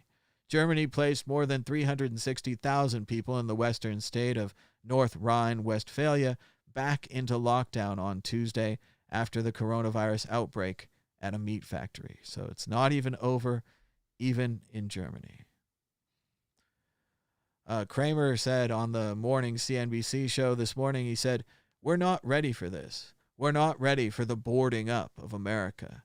And he was speaking about the end of malls, retail, and how landlords will allow empty buildings everywhere. Kramer said he hadn't been to the mall in 6 months.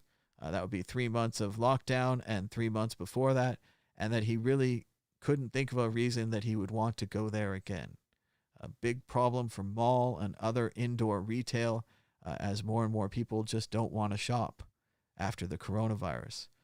He also talked in detail that the landlords own these buildings, so it's not a problem for them to go without rent for a little while. So they're perfectly willing to board up all of the buildings, say, in downtown, and then to board up all of the malls. And Kramer doesn't know if we're ready for this. Psychically, it could take a hit. It could be bad. You know, the opposite of good.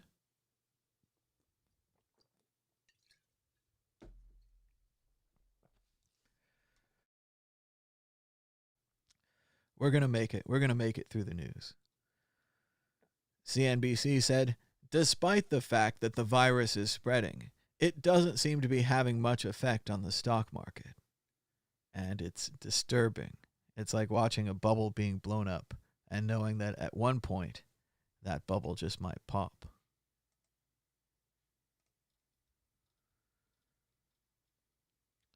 And shout out to Michael Del Castillo at CoinDesk, writing about the pirate paper woman from yesterday.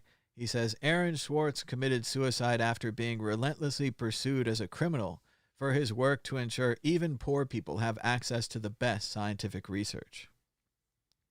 His work carries on thanks to this young scientist and Bitcoin.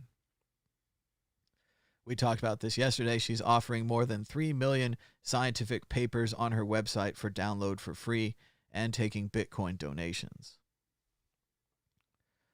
It's very exciting to see this kind of work continue. and to see Aaron Swartz remembered, and to see that hopefully Aaron's action at the time, downloading millions of JSTOR articles and then posting them online, led to them suing him and causing him so much stress that he eventually committed suicide. It would be much better this time if they cause her the opposite of stress and send her too much Bitcoin. And she has to then set up foundations and multiple levels of defense to keep this data online and to make all scientific research free so that we could have better science and things would actually get better instead of this current system where they try to control access to information.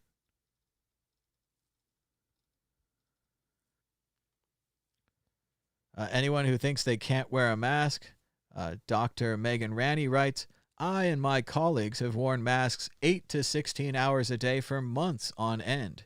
They have not died, developed pneumonia, or developed the mythical CO2 poisoning as a result.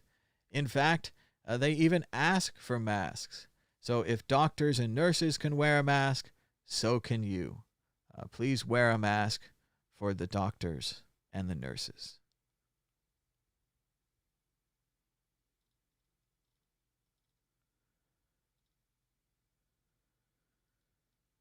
Rudolph Giuliani went on Fox News and apparently said something along the lines of, if police stop killing black people in the street, if we start acting like black lives actually matter, then the black hordes will come and take our women and our houses and all our stuff.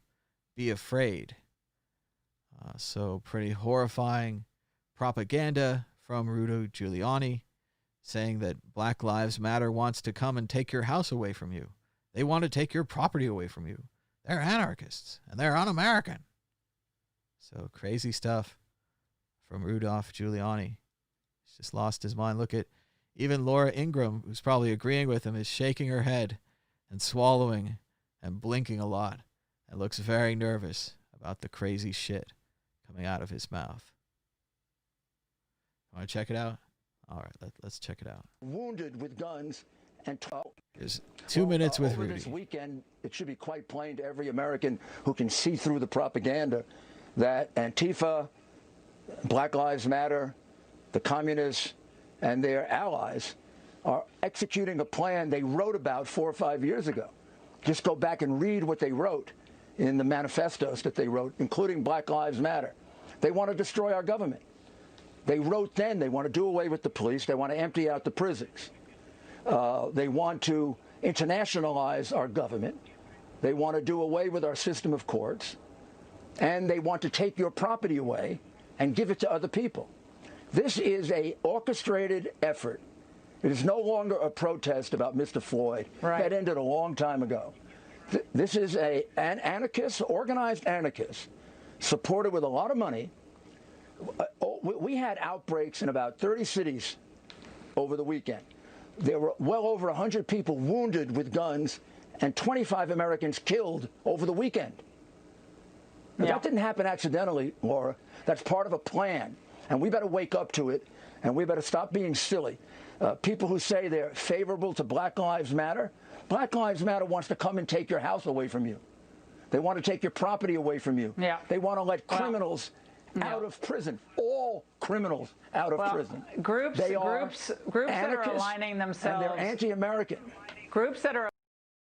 She can't believe it. She's let an unhinged conspiracy theorist on her air, Rudy Giuliani, heading in every direction there, just striking out, saying the protesters are funded, saying it's the communists. Sounded a lot like G. Edward Griffin from yesterday, talking about the communists and the threat.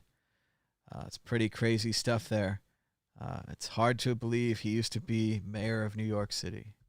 He used to be sane. It's very different.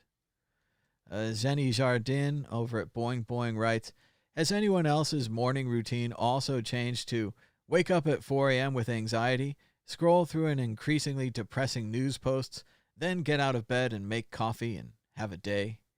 And Morel Granger agrees, my friends confirm, same routine every morning. It's alienating and mostly exhausting. The news does just seem to be getting worse, and then we just get up every morning and read it.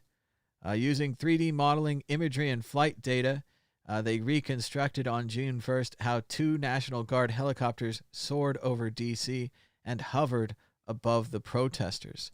They believe them to be about 50 feet off the ground, as you can see from this comparison showing how close the helicopters got to the protesters and how helicopters as weapons was tested that night. It climbed down from 90 feet to a low of estimated 45 feet, where it flew for about 6 minutes. Its red crosses were illuminated by streetlights. Anyone without goggles had trouble keeping their eyes open. The roar of the blades was deafening. So maybe in the future they could just fly helicopters over protests and use helicopters as weapons against the American people. They also tested out using surveillance drones on American soil. Predator drones, presumably unarmed for now, were flown over the American protests in D.C. and Las Vegas and several other states. So creepy stuff. Helicopters as weapons. Remember that. Yamiche Alcindor reminds us that this pattern has happened many times. Trump says something controversial. The White House plays defense. He then undermines that defense. Trump said he asked officials to slow down coronavirus testing. White House aides, he was joking. Today, Trump says, "I don't kid, and testing is a double-edged sword." Unbelievable. I think that people are more important than statues. Trump disagrees. He's at the White House saying that he'll sign an executive order soon to protect public statues from protesters. These are anarchists and other things. If the state can't handle it, we are willing and able to help. We are looking at long-term jail sentences for people who damaged statues, inanimate objects, not alive. Some people think that the Federal Reserve is going to stop quantitative easing and money printing and that stock markets will crash. Plan B famously predicted that Bitcoin price will go up, says that it hasn't happened, and he thinks the Fed is going to go Weimar-style parabolic. So he would be predicting hyperinflation of a kind we haven't seen since the Weimar Republic in Germany. Looking at the chart here, this is the amount of paper marks. At the time, it was around $10,000. Then they continued to print the marks, 100,000, a million, 10 million, 100 million, a billion marks, 10 billion marks, 100 billion marks, and eventually there are 1 trillion paper marks in Germany. Could this happen in the United States? Maybe.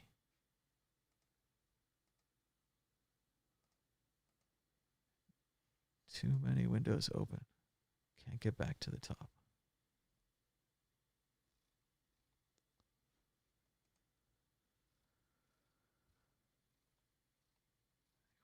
I thought we were almost through the news. We are not. There's more news. Hang in there. There's more news. Trump didn't just delay coronavirus testing. He committed fraud on the American people daily at a constant for months. Over 122,000 Americans dead and over 2.3 million cases. He should spend the rest of his life in prison. So should anyone else who's in on Coronagate. And I myself, at Mad Bitcoin, said, if proof is found that the president slowed testing in the United States, he should be immediately removed from office as a clear and present danger to the American people.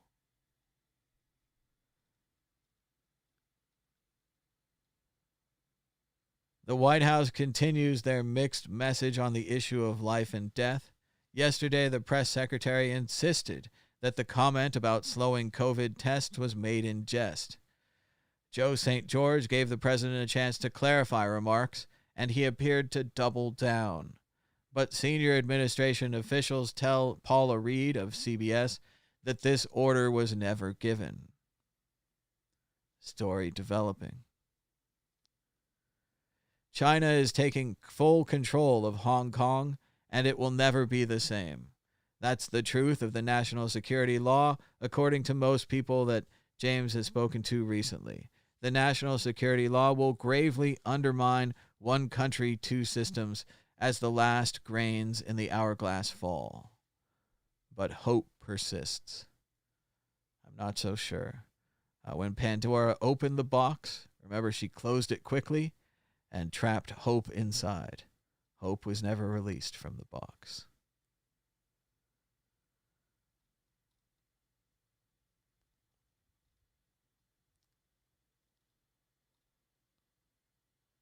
The House Judiciary is preparing to subpoena Attorney General Barr, likely to ask him about the Berman firing and the attempt to undermine the investigations of the Southern District of New York. So there is some hope, perhaps, for democracy.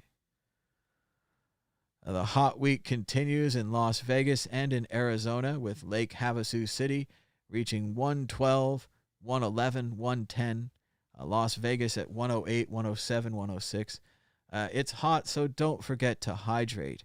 Here are some hydration tips for National Hydration Day. Use colorful water bottles. That's interesting. Set alarms. Place reusable water bottles in areas you frequent. Spruce it up with lime, lemon, or mint. That does sound nice. I'd like some water.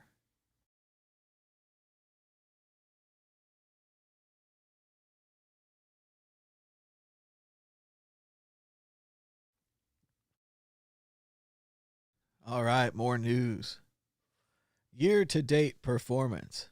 Crude oil, down 35%. S&P 500, down 3%. NASDAQ, up 12%. U.S. 10-year Treasury bonds, up 14%. Gold, up 16%. Bitcoin, up 34% so far this year.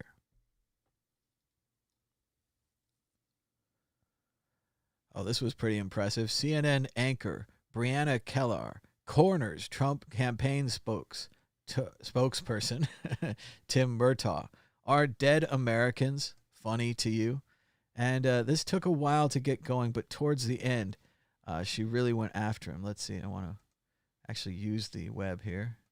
It's pretty difficult these days. Let's see if we can get the video. Oh, we get all the plugins and everything. Here we go from the Daily Beast. This was on CNN. The reporter confronts the Trump spokesperson. Now, again, he does pretty good, propaganda, dodgy talk. He just tries to talk onto his talking points, but she's not having it. And it's kind of a long clip, but let's check it out here from CNN. And instead, what we heard was a lot of stuff like this. We just saw it outside. You just saw it outside. You saw these thugs that came along. These people call them protesters. They want to demolish our heritage. They want to defund and dissolve our police departments. It's 1 o'clock in the morning, and a very tough, I've used the word on occasion, hombre. A very tough hombre is breaking into the window of a young woman whose husband is away. You want to save that beautiful heritage of ours. We have a great heritage. By the way, it's a disease, without question, has more names than any disease in history. I can name Kung Flu. I can name 19 different versions of names. You, Tim, are in charge of communications for this campaign. Do you want it defined by racist comments? The president has been pretty clear and insistent that he was responding to China's accusation that the United States military somehow had something to do with the initial outbreak. And so he has been consistent all along in trying to make sure that people understand. That's not what he said. And I don't know if you heard it, but we just played a lot of what he said during the event. Just another version of trying to make sure that people understand that the origination of the coronavirus was the Wuhan province of China. And I know that it's not very popular in the liberal elite media to be able to pinpoint the location of it. They would rather ignore where it came from. But the president is not going to let that happen. And with regard to the beginning of that clip that you played, you don't think, the CNN not think that it's disturbing to a lot of Americans that you have leading Democrats, leading people who have endorsed Joe Biden, calling for the defunding and the disbanding of police departments all across the United States. Who would answer the phone when you call 911? That's exactly the point that the president was trying to illustrate there. When he said Kung Flu? Democrat Party. You played me several clips, and you're only asking me to respond to one. The beginning of that clip, he was talking about the defund the police movement, which is a very, very important issue in this campaign because it's a stupid idea. It's a ridiculous idea, and it's insane to talk about reducing law enforcement presence in people's communities. Who would protect? Look at what happened in Minneapolis with businesses burning down, many in minority communities. These are people who use their life's work, their life savings to build these businesses. Tim, I asked you about the racist comments. I get why you pivoted to this, and you can keep bringing up this to your audience of one, but the use of Kung Flu. Yes, or not. I asked you about the racist comments. You seized on, of course, the one thing, but I want you to know that, I mean, it's just a fact. It's a racist comment. I want to ask you about something the president said about coronavirus testing at this event. This was a very important thing that he said at this rally. Let's listen. Here's the bad part. When you do testing to that extent, you're going to find more people. You're going to find more cases. So I said to my people, slow the testing down, please. Is that true? He's asked for the testing to be slowed down? No, it's not. And as a matter of fact, the United States leads the world in testing. We've tested as a nation more than 25 million Americans and about a half million. So why is he saying that then?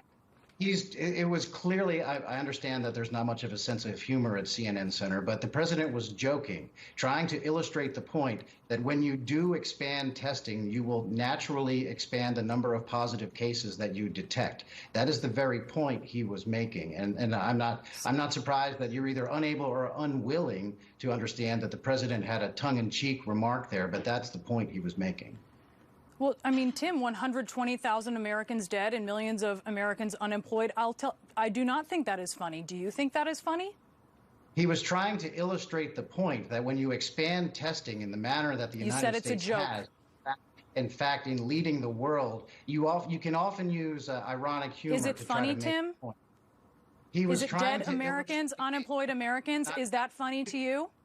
You can ask and re-ask the question 100 different ways. The point that the president and you won't was answer making, it, and there's a reason why. I am answering it. The president was illustrating the point that American testing has expanded to such lengths that we are now detecting more positive cases. It stands to reason. It stands to reason we will have more positive cases when you do more testing. That's just a fact.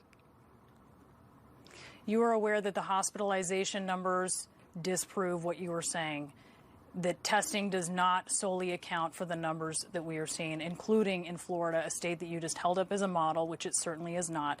It is not funny that Americans are dying. It's not funny that they're unemployed. Tim Murtaugh, thank you for coming on. Bam! Oh, I want to watch that again. Hospitalization numbers disprove what you were saying, that testing does not solely account for the numbers that we are seeing, including in Florida, a state that you just held up as a model, which it certainly is not.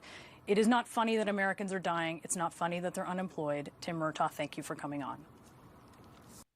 It's not funny, Lebowski. We're not joking. We're not making with the funny stuff. Not talking about a guy who built the railroads here, Lebowski. So yes, great stuff. Trump administration campaign spokesperson. Do you think dead Americans are funny? Is it funny? Is it amusing? Does it look like a joke? Does it look like a clown to you? Like some kind of clown here for your amusement? Our deaths? I remember the story about Shake Shack, how they allegedly poisoned police officers. It turns out that the cops made up the story. It was a complete fabrication. The officers didn't even get sick or go to the hospital. As Brittany Danielle writes, cops lie, kids. They lie on official reports. They lie about being in fear for their lives. They lie about seeing guns. They lie about knees on necks. They lie about folks resisting. They lie to the media. They lie at McDonald's. And they lie at Shake Shack. Something wrong with police in America. Now TV in Hong Kong. was at one time considered one of the most independent broadcast newsrooms in Hong Kong. Its retiring head of news is being replaced with a TVBer closer to the liaison office. Said figure is bringing over other TVBers into management roles. TVB is widely referred to as CCTVB as China continues to take over Hong Kong. And we just watch it in slow motion. It's going to get bad. It's going to get real bad. The Lafayette Square statue of Andrew Jackson was built in part by an enslaved man named Philip Reed. Records show that Reed was purchased for $1,200 when he was quite a youth because of his evident talent. There are no known images of Philip Reed. That's what it was like to be a slave. And when you have no empathy, it's obvious to everyone else. A former baseball player for the San Francisco Giants, Aubrey Huff, writes, "I will no longer wear a mask inside any business. It's unconstitutional to enforce. Let's make this bullshit stop now. Who's with me? #TeamVirus. And Betsy Boys responded, "I will no longer drive sober on any road.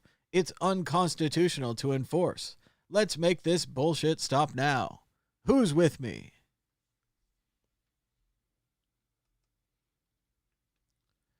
And now a big moment in the show, pop quiz.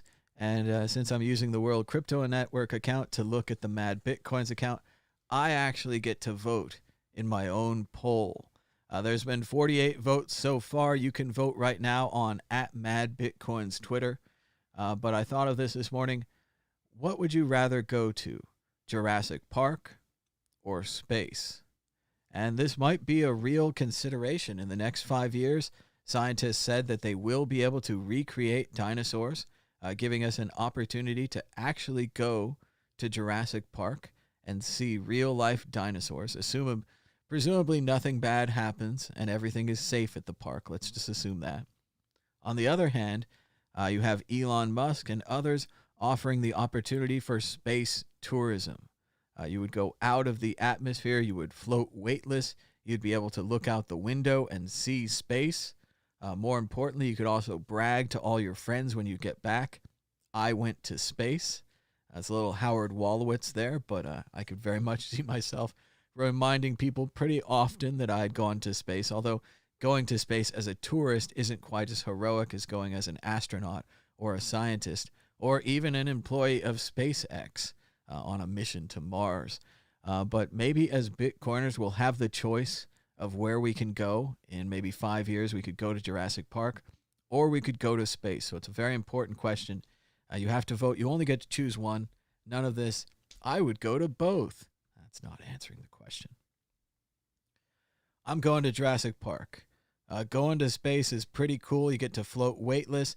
You could see space, but again, space is empty. There's nothing there.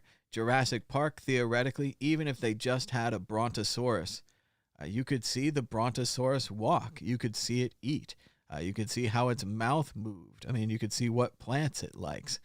You could see it poop. I don't know. There's all kinds of incredible things that we've only seen in movies like Jurassic Park, and we've only imagined about dinosaurs and other extinct animals that you could actually see. I could likely just see this on video. Maybe Bitcoin would let me actually go there. But I'm voting Jurassic Park. Let's see how it's going. And I tell you, previously Jurassic Park was leading in this poll. Then space took back a strong lead. So I'm expecting space 70-30. I'm expecting a big result for space here, but I'm going Jurassic Park. Oh, 65 to 34%.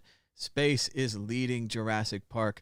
Let me know in the comments or on the poll, why would you choose space over Jurassic Park? Have I made a mistake here?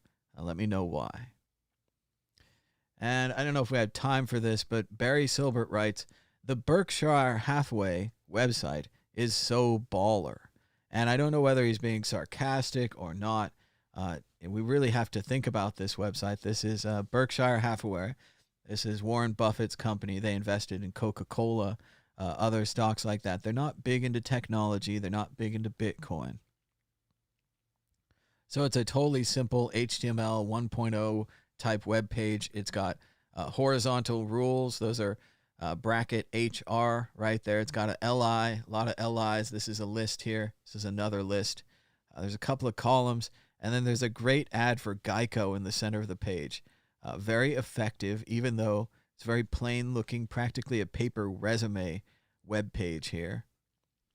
And it says at the bottom, if you have any comments about our web, capitalized, page, you can write us at the address shown above. However, due to the limited number of personnel in our corporate office, we will be unable to provide a direct response. So they just don't care. They don't care about your web page. Yet at the same time, it says right here that this letter to shareholders was updated February 22nd, 2020. So this web page is still being maintained. This is their active choice of web page. Yeah, it's all basic flat HTML files, probably doesn't have any PHP or anything. It's a statement, isn't it? In some ways, it's a statement against technology. In some ways, it's a statement for minimalism, and also that maybe they're sticking to their core competencies, right? They're not trying to make you think that they're great at web pages by hiring some web page guy to come in and make their web page. They're making you think that they're great at investments, right? And maybe at looking at the details and not focusing on a bunch of nonsense. I don't know. It's a very interesting web page. I think it's good and bad, but I'm not sure if Barry was making fun of it or not. But it's interesting to really think about there. BerkshireHathaway.com. Check it out. What do you think about Warren Buffett's webpage? And it looks like Twitter has marked the video where they say the deionizers at the church will save your life. Looks like that has been marked as potentially sensitive content. So if you're going to the rally today in Arizona, you trust those guys with your life. This morning, the NASDAQ opened at an all-time high, and the Dow Jones Industrial Average jumped more than 200 points, despite the resurgence of the coronavirus in the United States and the problems with the Chinese trade deal announced by President Trump's advisor, Peter Navarro. And we did it. We made it to the top of the news. We survived. Thanks so much to everybody for joining us. Be sure to check out worldcryptonetwork.com, where you can find a link to worldcryptonetwork.store, where you could purchase for a limited time the World Crypto Network dual logo mug. We're going to be removing this product before too long and only offering the new logo mug, likely new logos on two sides, maybe just one side. We'll have to see. But you can check out the World Crypto Network dual logo mug, the only way to drink your tea or coffee. Don't lose your keys. Get the World Crypto Network mug at worldcryptonetwork.store. And check out the World Crypto Network audio podcast on iTunes and other places where podcasts are served. It's up to date, but now I just did another show, so I have to make it up to date again. The price of Bitcoin is up 0.71% in the last 24 hours, with a last of 9,671, a high of 9,795, and a low of 9,558. That's $1 for 10,338 Satoshis. Volume was pretty high for a weekday on Tuesday, with 3,836 Bitcoins changing hands, on its way perhaps to 4,000 for the day. Market continues to lean long, with 80% heading that direction. Bitcoin dominance was at 65.55%. Be sure to give us a thumbs up and a share. Subscribe down below. Hit the bell for notifications. Shout out to our one viewer on Facebook. We broadcast to Facebook, World Crypto Network Twitter, Mad Bitcoins Twitter, and YouTube, all at the same time, thanks to Restream.io. So you can check us out on all those platforms. Most of the chat happens on YouTube, so if you want to do the live chat, check us out on YouTube at World Crypto Network and subscribe. Check out the comments on YouTube as well. The other systems don't seem to have as many comments. you could always reply to the tweet or reply to the Facebook post or share it with your friends if you want to help us spread more on those new platforms. I'm always hoping that there'll be less news, but I just keep retweeting things, and things in the world keep happening, so I have to keep talking about them. So thanks so much for joining us. Until next time, bye-bye.